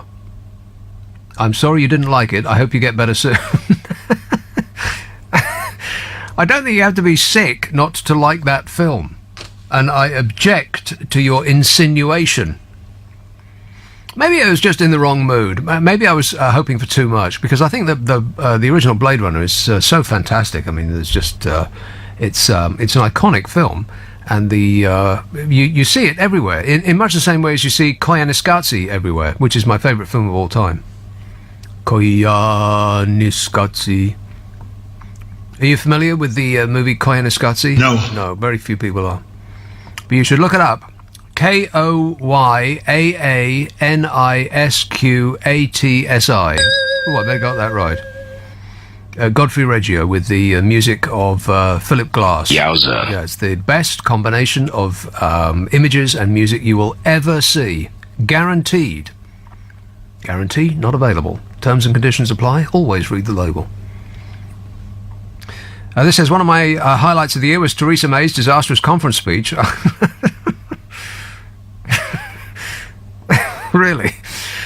I just got out of hospital and was not in a good way, says Zara. That cough was the best distraction ever. Afterwards, I felt slightly guilty for getting so much pleasure from Mrs. May's agony. Hey, how's 2017 going for you, Mrs. M? Oh, fabulous. Ealing. Hello, Phil. Hello there. Yes, hello there. Can you hear me okay? I can. But I'm getting an echo on the line. Have you? Oh, not again. Again, yeah. Oh, dear. Anyway, I would like to say that the best thing that's happened this year was a couple of things. It was about... I was going through the Christmas cards this evening that I received, and it was... I got a Christmas card from friends that we had a big blowout. I did some work for them, and they sent me a Christmas card, and I sent them a text and say thank you. Now, when you say blowout, do you mean a big party? No. A bust-up. Oh. Yeah. But... what, actual physical violence? No, not physical, just mentally. Oh, okay. Yeah. So they replied back and said, "Thank you for the card," and they said they're going to come around and see me tomorrow. No, it'd be good. I think it'd be great. Well, I don't know why, the way they put that. I'm going to come around and see you. I mean, there's an element of aggression in that. No. Lots of water under the bridge, mate. You know. Okay. Yeah. And the other thing that's happened this year that's been good is you. I didn't do it. I wasn't even there. I've never met you. No. I That's see. you. Okay. You've been very, because the first time I listened to you was earlier this year. Unfortunately, it was the time when they had the London Bridge attacks. Oh yeah. That was the first time I listened to you on a Friday or Saturday. I think it was a Saturday evening. Yeah. And funny enough, it was my partner and her daughter were up in town close to where it happened, and you know, I was actually a bit worried, and I phoned them, and they didn't actually realise it happened.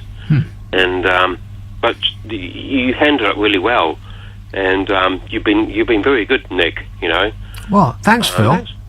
Yeah, you know. And I hope that when your mate comes around, it doesn't end in. No, it won't. Right. Okay. No, it'd be great. It would be big hug and kisses. Well, there you go. That's all you need. Yeah, exactly. All right. Excellent. Sometimes it's Christmas. I'm not a big fan of Christmas, but because I've been working so hard this year, and I think we've all been on the hamster wheel, and not knowing how to get off it, and we all have been guilty of that as well. Probably including yourself. Well, not really. No. I can't claim to be a very hard worker. Not really. No. I just talk for a living. But a lot of us will get on the hamster wheel and we forget.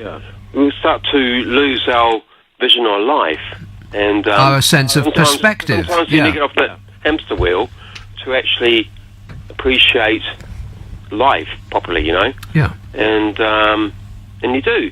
And me actually reading the Christmas cards this evening and getting those getting the response from those people that I had a blowout with, it's revitalised things, you know, and it makes you feel better. Well, of course. So, yeah, absolutely.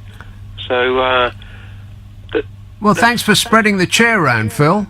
Yeah. And I hope that when they come round that everything is tea and crumpets, or whatever the phrase is. Excellent work. Thanks a lot, mate. And like I've said, it can be something that's in the news, something that is familiar to us all, or it can be something that happened to you personally, like that last heartwarming story. There's a lot of people are saying that they're not into Christmas. Now, is it that you're not into it because of all the associated stress that you put on yourself? I mean, there is no rule that says you've got to go around and, go around the shops like a mad thing, looking for the perfect present. You can just have no presents. I mean, that is a possibility. That is, an alternative to spending hundreds and hundreds of pounds that you haven't got on things that people don't really need. Somebody I know that doesn't makes a point of not buying Christmas cards, but spends the money that they would have bought on Christmas cards and gives it to charity, and lets the people know by email that that's what's happened. And that avoids as a secondary a bit of like secondary positivity. It's not the phrase I'm looking for, but that'll do. It avoids standing behind people in the post office. See, there's all sorts of things that you can do to alleviate the stress of Christmas, or you could just start to enjoy it would be a good idea. You know, I was driving through town and in order to get here, and 99% of the houses don't have any decorations on the outside, and that's okay. I mean, mine don't. My house doesn't have any decorations on the outside. And it's, that's perfectly acceptable. But the ones that do, you think, oh, wow, that looks great. And it just brightens up the place. So, and I've mentioned this before, and I'm quite serious when I say this, that from speaking to somebody who doesn't bother to tart up the outside of their house, I appreciate people's efforts when they do. And I know that they're not doing it for the rest of us, that they're actually doing it for themselves, but the rest of us can enjoy it. And so I say, thank you. Yeah, we appreciate your efforts, because you make the place look nice. bit of cheer when there is... it's a bit of light in our lives, literally and metaphorically, when there is precious little of it in actuality. You know, this is the darkest time of the year, and just to, brighten the place up a bit, looks great.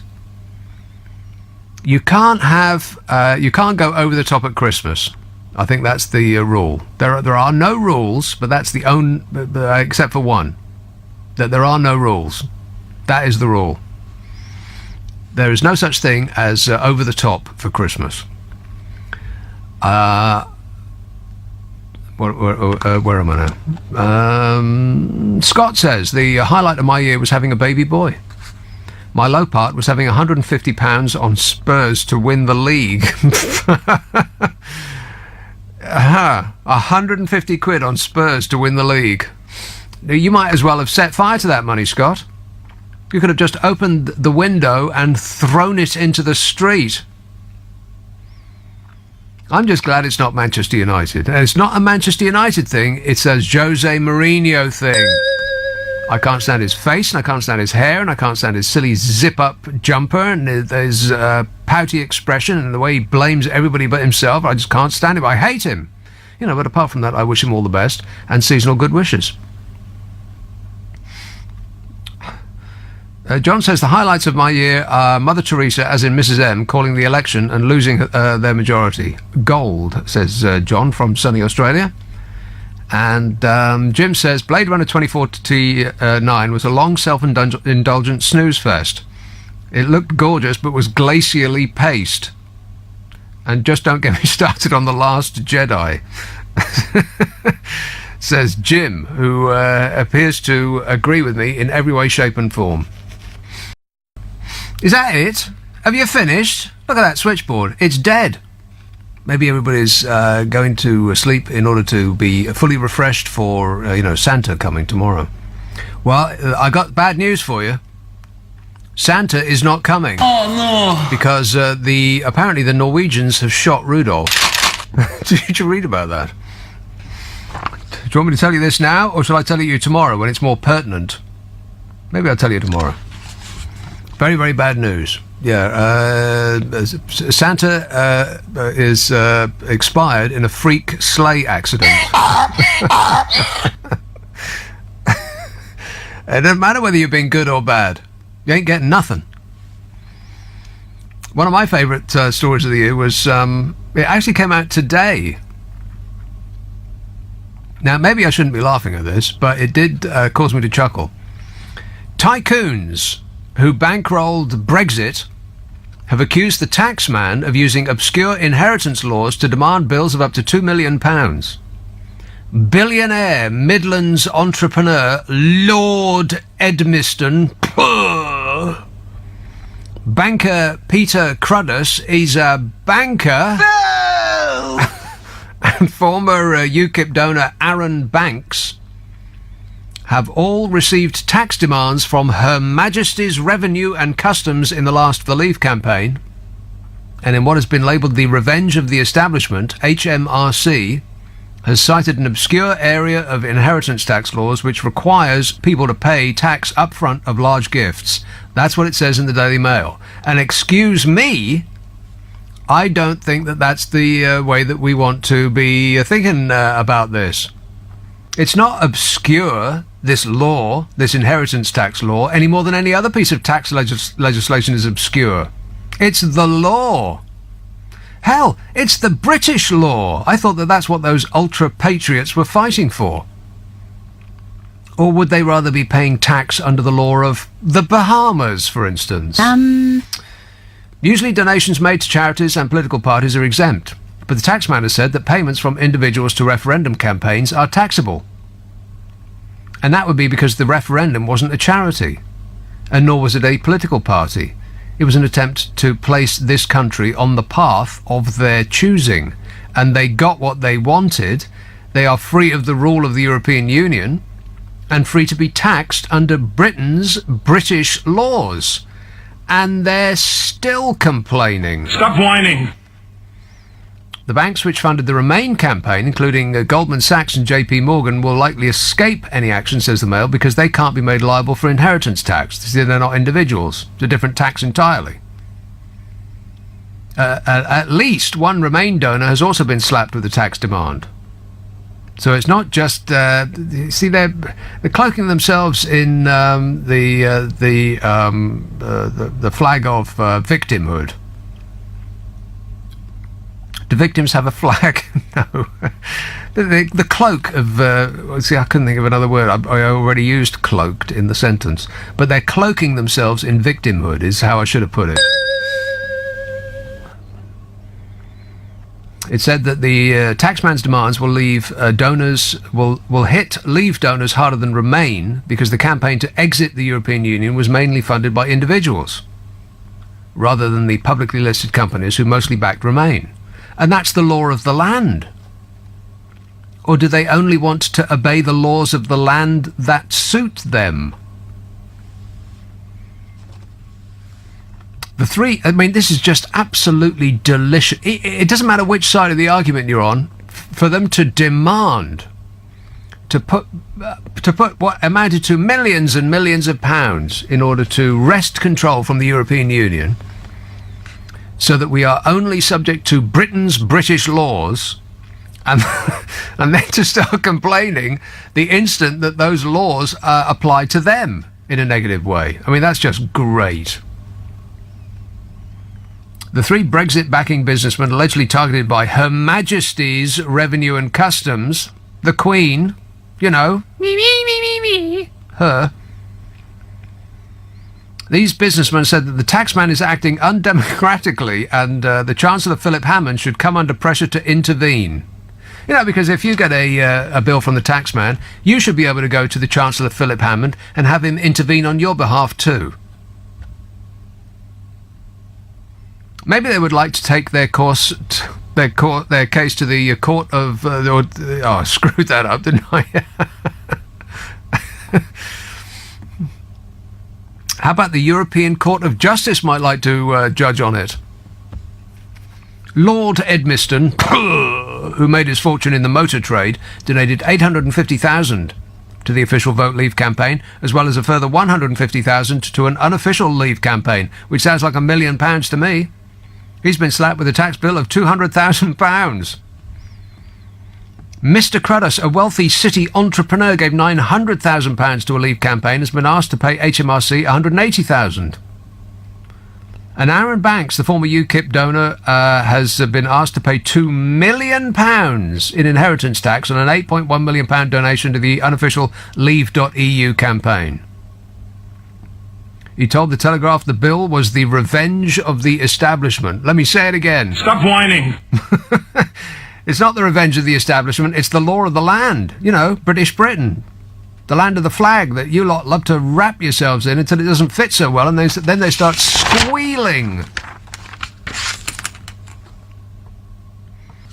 The Mail says that experts say that HMRC has decided that donors must be taxed because they have reduced the value of their estate when they die by giving away large sums of cash, which is precisely right. Rules state that an individual can give away £325,000 in their lifetime before being taxed. Anything above that will be taxed. That's the law. British law, not EU law. A spokesman of Her Majesty's Revenue and Customs said, donations to campaign groups don't qualify as exempt gifts to political parties unless the recipient is a political party meeting the criteria set out in Section 24 of the Inheritance Tax Act 1984, which is a British law. No special exemption was granted ahead of the 2016 referendum. So in other words, these people knew what they were getting into, or if they didn't, then they were poorly advised. They said that obviously the legislation is applied equally to all organisations and groups, in the British manner. And the patriots in question understood that that was part of the primacy of British law and that they fought so hard for, and gladly paid their fair share. No, they complained and complained and complained. It's so unfair. That's one of my favourite things this year, and it just happened. Kilmarnock, hello Mary. Hi, Nick. How are you? I'm great, mate. Actually, there was two things that pleased me this year. First of all, I found LBC. Oh, yes. We're over here, Mary. Yes. And it's just so good. Sometimes you presenters have to put up with such abuse from the callers. Really? But then that's dealing with the public, isn't it? Oh, public. Oh, I've met members of the public, Mary. They're awful, aren't they? I worked with them for 50 odd years. Well, then you know what I'm talking about. Yeah. But the second point was, after 28 years, we actually got the council to tarmac our lane. To do what? Tarmac our lane. What, they put tar macadam up your way? Yes. It's actually part of the cycle network. And they were going to stop it short about a bit. And I was giving them a piece of ground to widen a point on it. And when they said they were stopping it, the offer of the ground was rescinded. What, you were going to give the council some of your own land? Yeah, it was just a tiny little bit. But the proviso was that the rest of our lane was done. Yeah. And then they said they weren't going to do it. So I took the offer back. Huh. Well, you've got to be strict with them, haven't you? Oh, Nick, you have to fight for everything. And anyway, they then decided that they were going to do it, which actually saved a probe I was going to have as to where the missing £80,000 of grant money was that had been given to do the whole lot. Well, a probe is probably the last thing they want. Do you know, the best thing to do with councils is to threaten them with legislation. Well, yeah, threatening any... Yeah, so anyway, I said, we've got a nice tarmac lane now. Now, have they painted it? No.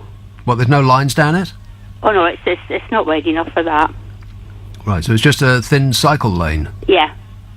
Right, all the same. It's. I bet it looks lovely. And they've actually put signs up to say that it's all shared access with walkers, cyclists and cars. Now, did you get a plaque saying that this land was donated by Mary of Kilmarnock? No. You could make one yourself. I think that was really pushing my luck. That would be a step too far. Yeah, I get it. So do you cycle? I used to cycle. I haven't cycled for, about 3 years now. Right. But I am actually planning to get another bike and get back on the bike. Well, be very careful when you do that, Mary.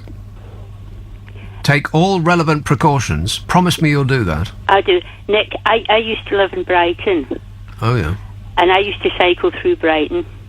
Well, that's probably very dangerous. And I think that if anybody can cycle through Brighton, they can cycle anywhere. You probably couldn't cycle through Brighton on any given day without hitting at least 3 hippies, am I right? Oh, yes. Yeah. And in actual fact, I was quite upset a couple of weeks ago. I looked at the property where I lived. I actually had a newsagents in Brighton. Oh, yeah. And I looked at it, and the place is an absolute wreck. What they've done with it since you left? Yeah, what it was, it was sold twice after I had it, still keeping it as a shop, but it was turned into private property. It's up for sale again, and it looks as if it just looks like a squat. I bet it's still worth £1 million in Brighton. The price it's over £250,000. Right, like I said, £250,000. What you could buy for £250,000 in Kilmarnock, Mary, you could probably buy Kilmarnock. Yes, probably. Yeah. I think I actually live in a little town just outside, and I would think that you could probably buy quite a bit of the town. And what's the name of that little town? New Milnes. Right, I don't know it. Unfortunately, its claim to fame is where the guy who killed the MP comes from. Right, so it's not a happy story. No. And it is me trying to keep our chins up. I actually don't come from this area originally. I come from a place called Kirkintilloch. Ah, Kirkintilloch. Yes. Carcantelic, as it's That's right. pronounced locally. Yeah. Yes. Well, is that anywhere near Dalkeith? No. No. That's across the other side Oh, of the country. yeah. Well, we don't speak about them, do we? No. And that's what's so funny up here, is that there's such a division between east and west. Yeah. Well, once you get over those hills, it's a difference in weather, and it's a difference in accent and the way people are. That's right. Yeah. I mean, of course, the people in Morningside are very yes. much like the people in the West End in Glasgow, but Yeah. apart from that, never the twain shall mix. Oh no, definitely not. Definitely not. Okay, it's nice talking to you, Mary. Okay. Cheers, my dear. You have a good Christmas. And the New same to Year. you. Sheffield. Hello, Andy. Hello, Nick. Andy. Good to hear you. Hope you well. Very well, thanks. My thing for this year was probably an amazing thing, really, for me. Well, it is amazing. Just before we go on, Andy, please speak directly into the phone. Is that better? Much better. Good.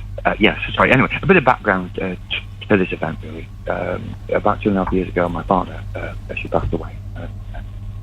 We were living in rented accommodation, but only in her name. As a result of that, I had to leave. And council, I'm not saying which council, it wasn't Sheffield. I was living somewhere else at the time. Decided that I'd made myself intentionally homeless. I'm not going to house me. So I left eventually after being on the streets for nearly 2 years. I was living in a car park. You were living in a car park for 2 years? Yeah. Well, one of those things. You've got to do what you've got to do sometimes. I decided to move home. I'm from Sheffield originally, and the first day I got here, I was placed in a hospital. I was in hospital for a few months. Andy, it's a bit hard to understanding what you're saying. Can you speak closer to the mic? Or the phone part? It must be the phone. Yes, that's it. The phone, yeah. But yes, I moved back up here, and within 24 hours I was, I've not spent a night on the street being in Sheffield. I was put in a Salvation Army hospital the first night, and ended up staying there 7 months, and the council has since housed me. I'm now in my own little flat. Oh, wow. In Sheffield? Yes, that's right, yeah. Back home? Back home where I belong, yeah. Well, how about that? And how's what was your first experience of being inside? Did you feel? Go on, you tell me. Being in the hospital itself, that wasn't too bad because it was just like a room. That's all you had. Yeah. But actually, being in my flat, it was a little bit daunting at first. It took a bit of time for me to get used to it. And I had some friends over quite a few times initially just to make sure I was okay. But now I'm just settled in nicely, and everything's pretty much great. Did it feel a bit weird being enclosed?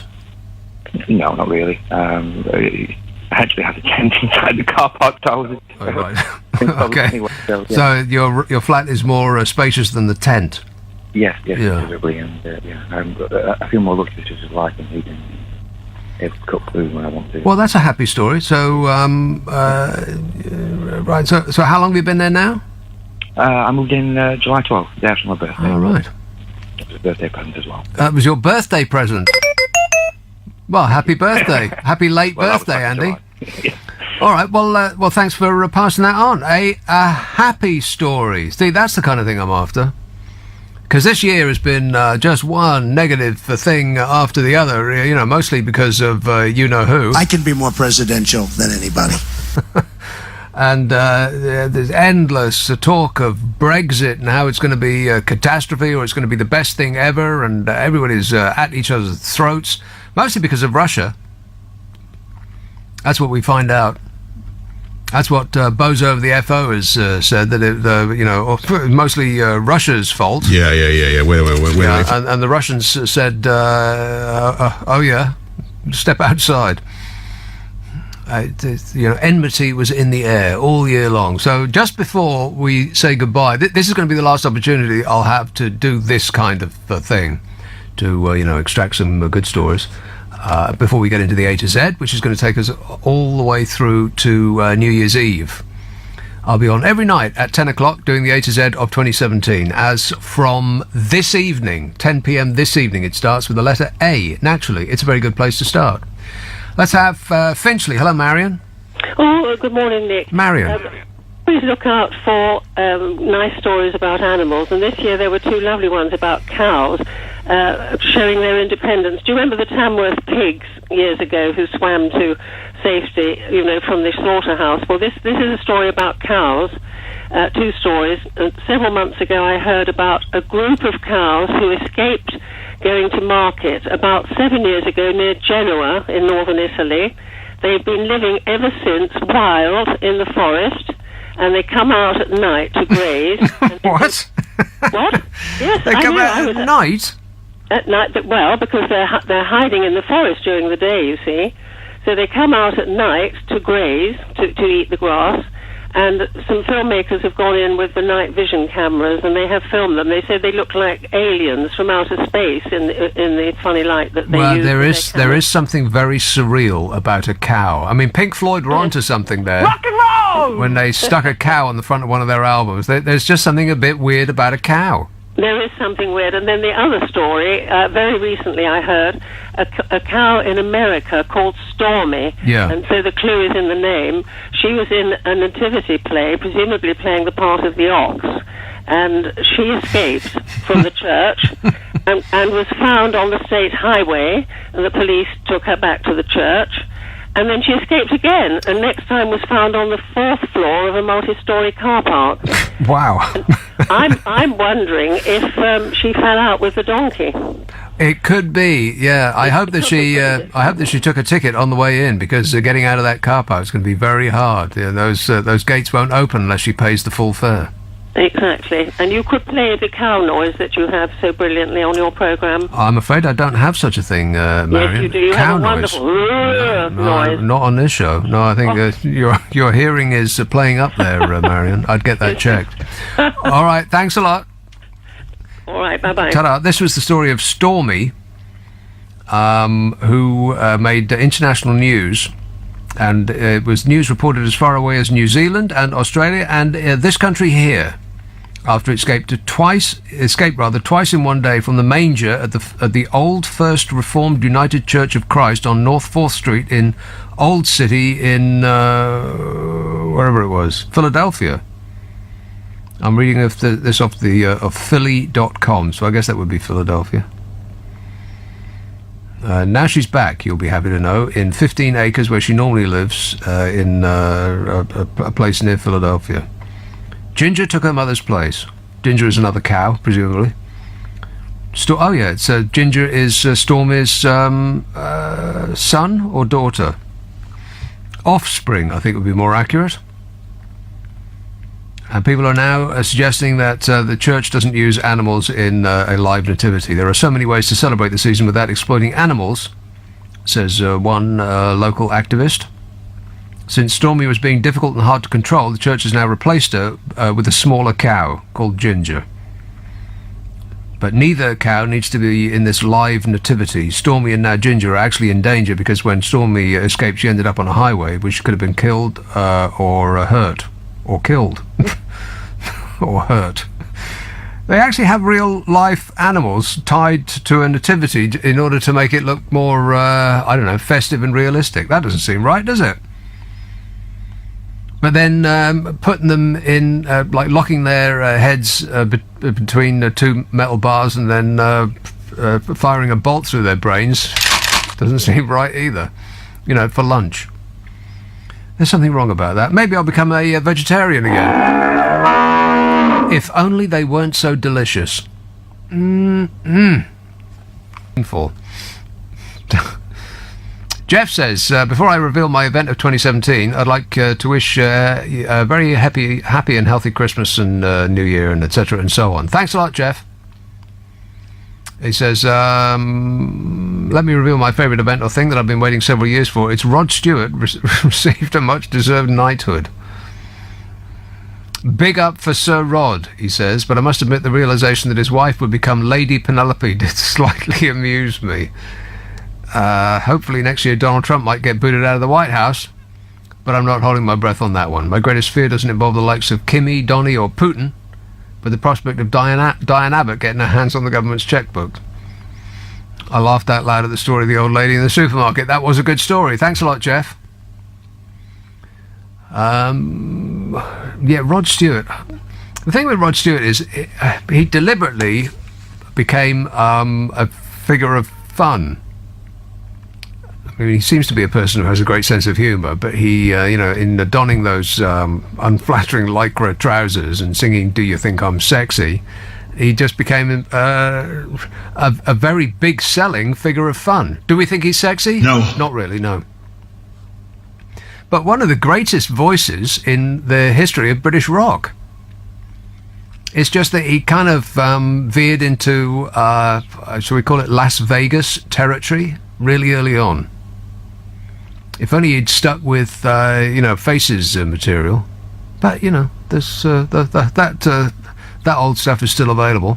Still available at a record store that has closed. And here's a call in Langley. Oh, Dion. Hello, Nick. Dion. Yes, before I say about the film I watched, yes, I heard a brilliant version of Comfortably Numb in the week. Go on. David Gilmour. David Gilmour. Okay, well, he has something to do with it, yes. Yeah. There was himself and David Bowie live on stage, and it was absolutely brilliant. Oh, yeah, I'm familiar with that. What was the event? I think it was some concert they were doing. There was a few more songs, but that one just came up on YouTube on my TV. It was on YouTube. Yeah, and it was absolutely brilliant. I think wasn't it a David Gilmour, I may have this wrong, but wasn't it a David Gilmour concert and then David Bowie showed up to do the "That'll Keep You Going for the Show," that bit? That was it, yeah, it was definitely a Gilmour solo thing. Well, yeah, David Bowie didn't do the guitar solo at the end, no. I think he was just there and he come up and did a bit of a jam session with him. Of course. Yeah, but it was good anyway. I was watching the David Gilmour show on TV the other day, where he was live at oh god, not the Parthenon. It was live at the place in Italy. In Italy. Yeah. The big Pompeii, wasn't it? Pompeii, live at Pompeii. Oh, Pompeii, they have a lot of concerts there, yeah. Well, yeah, they did. Of course, the Pink Floyd live at Pompeii is famous from 1970, something like that. And so I think he returned to that event, and a very, very few number of people were lucky enough to be there. And I tell you what, he may be 100, 150 years old. But he certainly can play. There's no doubt about that. Oh, it was just fabulous. Yes, yeah. I've watched quite a bit of his latest stuff. He's. I think you were saying about Keith Richards yesterday. He doesn't look embalmed. I think that Keith is. Well, he hasn't been embalmed. It's almost like he's been wind dried, like beef jerky. I just think they've taken all the moisture out of him, but he's still standing. He's good. He's brilliant. Yeah. Anyway, my highlight. I watched the film last week. I had a mate come round, and because I got a smart TV, he managed to get it. It's a film called Grimsby. Grimsby? Yeah. What's that then? Sacha Baron Cohen. Oh, right. For a moment there, I thought you were going to talk to me about Norman Wisdom again, because I think he has associations with the place with Norman Wisdom, they got a statue, and he was honorary mayor. It's Albania. Albania. Yeah, it is, yeah. That seems a bit, as the kids would say, random. Albania. Yeah, there's a statue of him in the town centre, in the capital centre, Tirana, because he was the only person from the Western world who was allowed there at the time. How bizarre. I know it is, I've been there, so I know. Yeah, but anyway, it's in Albania. Anyway, it don't matter. But yeah, this film Grimsby, it's a really good spoof. It mixes James Bond, dysfunctional family in the northeast, and football, and it is absolutely hilarious. Your producer who answered the phone, he knew everything about it. It's the funniest thing I've seen since Life of Brian. Oh, wow. Okay, but just to be clear, have you seen funny things since Life of Brian? Oh yeah, I have. Yeah, okay. But I can't. And it's English British film, and it's Sacha Baron Cohen, obviously, main thing to do with it. But you got people like Johnny Vegas has a bit in it. The bloke out of Lovejoy.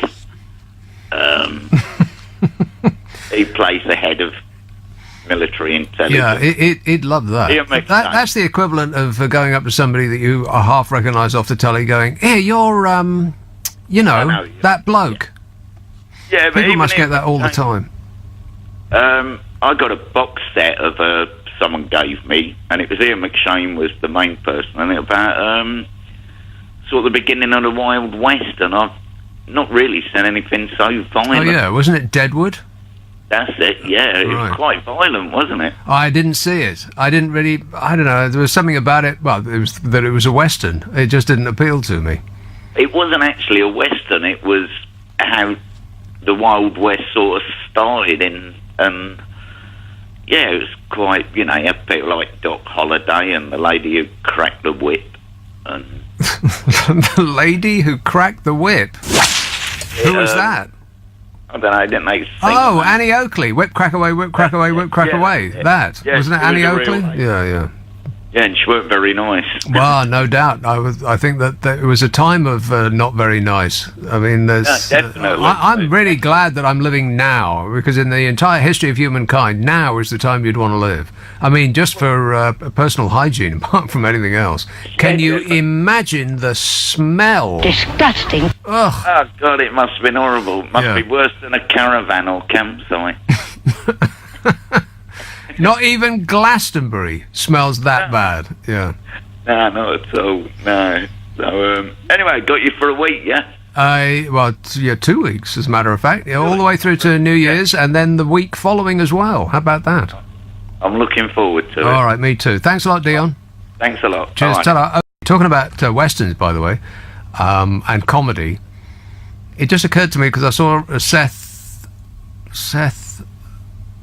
not Seth Meyers. Well, he was actually on the Seth Meyers show, which I do recommend. It's an excellent program. It's like a late-night talk show host in America. You can get it on MSNBC, something like that. And he was talking to Seth. Who's the fellow who does Family Guy? Seth somebody.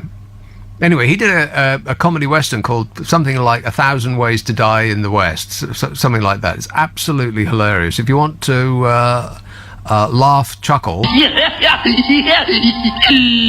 I thoroughly recommend it. What do we got here? Tom says, I feel like an alien now, just like the song Spaceman. Nanu, Nanu. What on earth does that mean? I've got no idea what that means. Is that in reference to the UFO story? I know that Matt is going to do it after the news, so I don't want to spoil it for him, but that is pretty extraordinary. There was a couple of newspapers that picked this up. One was, and they were talking to different people who came out with more or less the same kind of thing.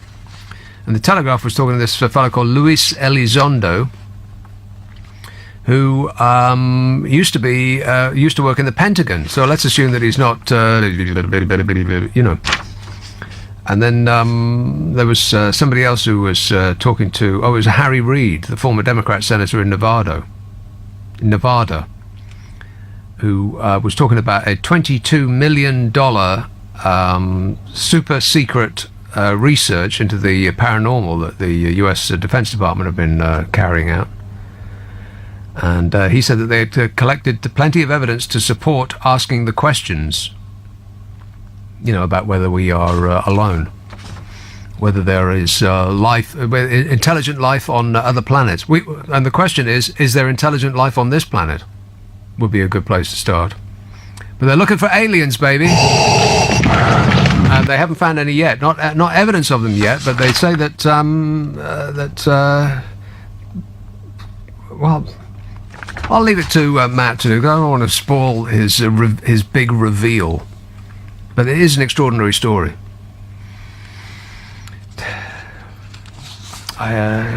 Wendy says, I've just arrived in Invercargill, New Zealand. Invercargill. Sounds like Scotland. But apparently it's in New Zealand. Just arrived there for Christmas. You are as clear here as though you are in the room with me. Amazing, says Wendy.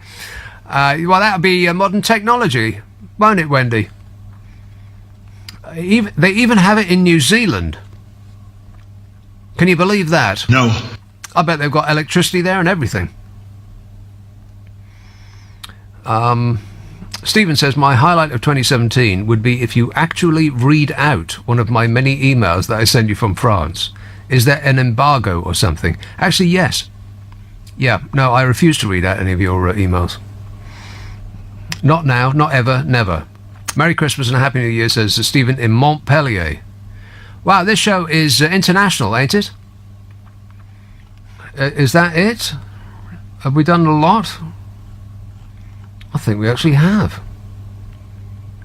Yep. Oh no. Well, there is this one story that I haven't really actually managed to get around to. Maybe I'll talk about this in between the A to Z's tomorrow. Although I'm hoping to be very, very busy with your suggestions. That is my hope. It's this story about the they're spending. I don't know. Do we have enough money to just chuck it about on rebranding exercises for the military? Negative. You would think that they'd actually buy, I don't know, maybe bullets would be a better idea to spend the money on. Or planes for those, what do you call them? Those warships that have planes on them. Plane ships. You know, the boats with the planes on them. What do they call them? The boats with the planes. I bet my glamorous assistant knows. What do they call them? Aircraft carrier. Yeah, you know, the plane boat things. The aircraft carriers. I know. Yeah, but because we got the aircraft carriers, just one small thing, we haven't got the aircraft to put on them. You know, no biggie. It's just a tiny detail. But there's going to be a rebranding exercise for the military. It's going to be, they'll have a new slogan and a new logo and probably spiffy new uniforms and everything. They'll get a new badge, I bet. Defence Secretary Gavin Williamson has halted plans to scrap the Army's Be the Best slogan and its historic crest. Halted plans to scrap it. He was responding after an official document leaked to the Mail on Sunday suggested the slogan and the crest are to be dropped as part of a £500,000 rebranding exercise. Can we afford that? No. No. Might as well set fire to the money. Rebranding exercise. What numpty came up with that? I want the name of the numpty.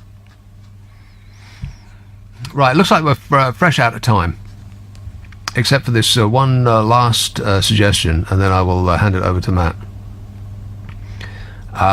Maria says, her highlight is having me all over Christmas. Thanks, Maria. Glad to do it. And B says, my best 27 event was the big music concert while on holiday in Australia. The headline act was a singer-songwriter called Russell Morris. I discovered this brilliant talent by accident, and I think he deserves to be ranked as one of the world's music greats.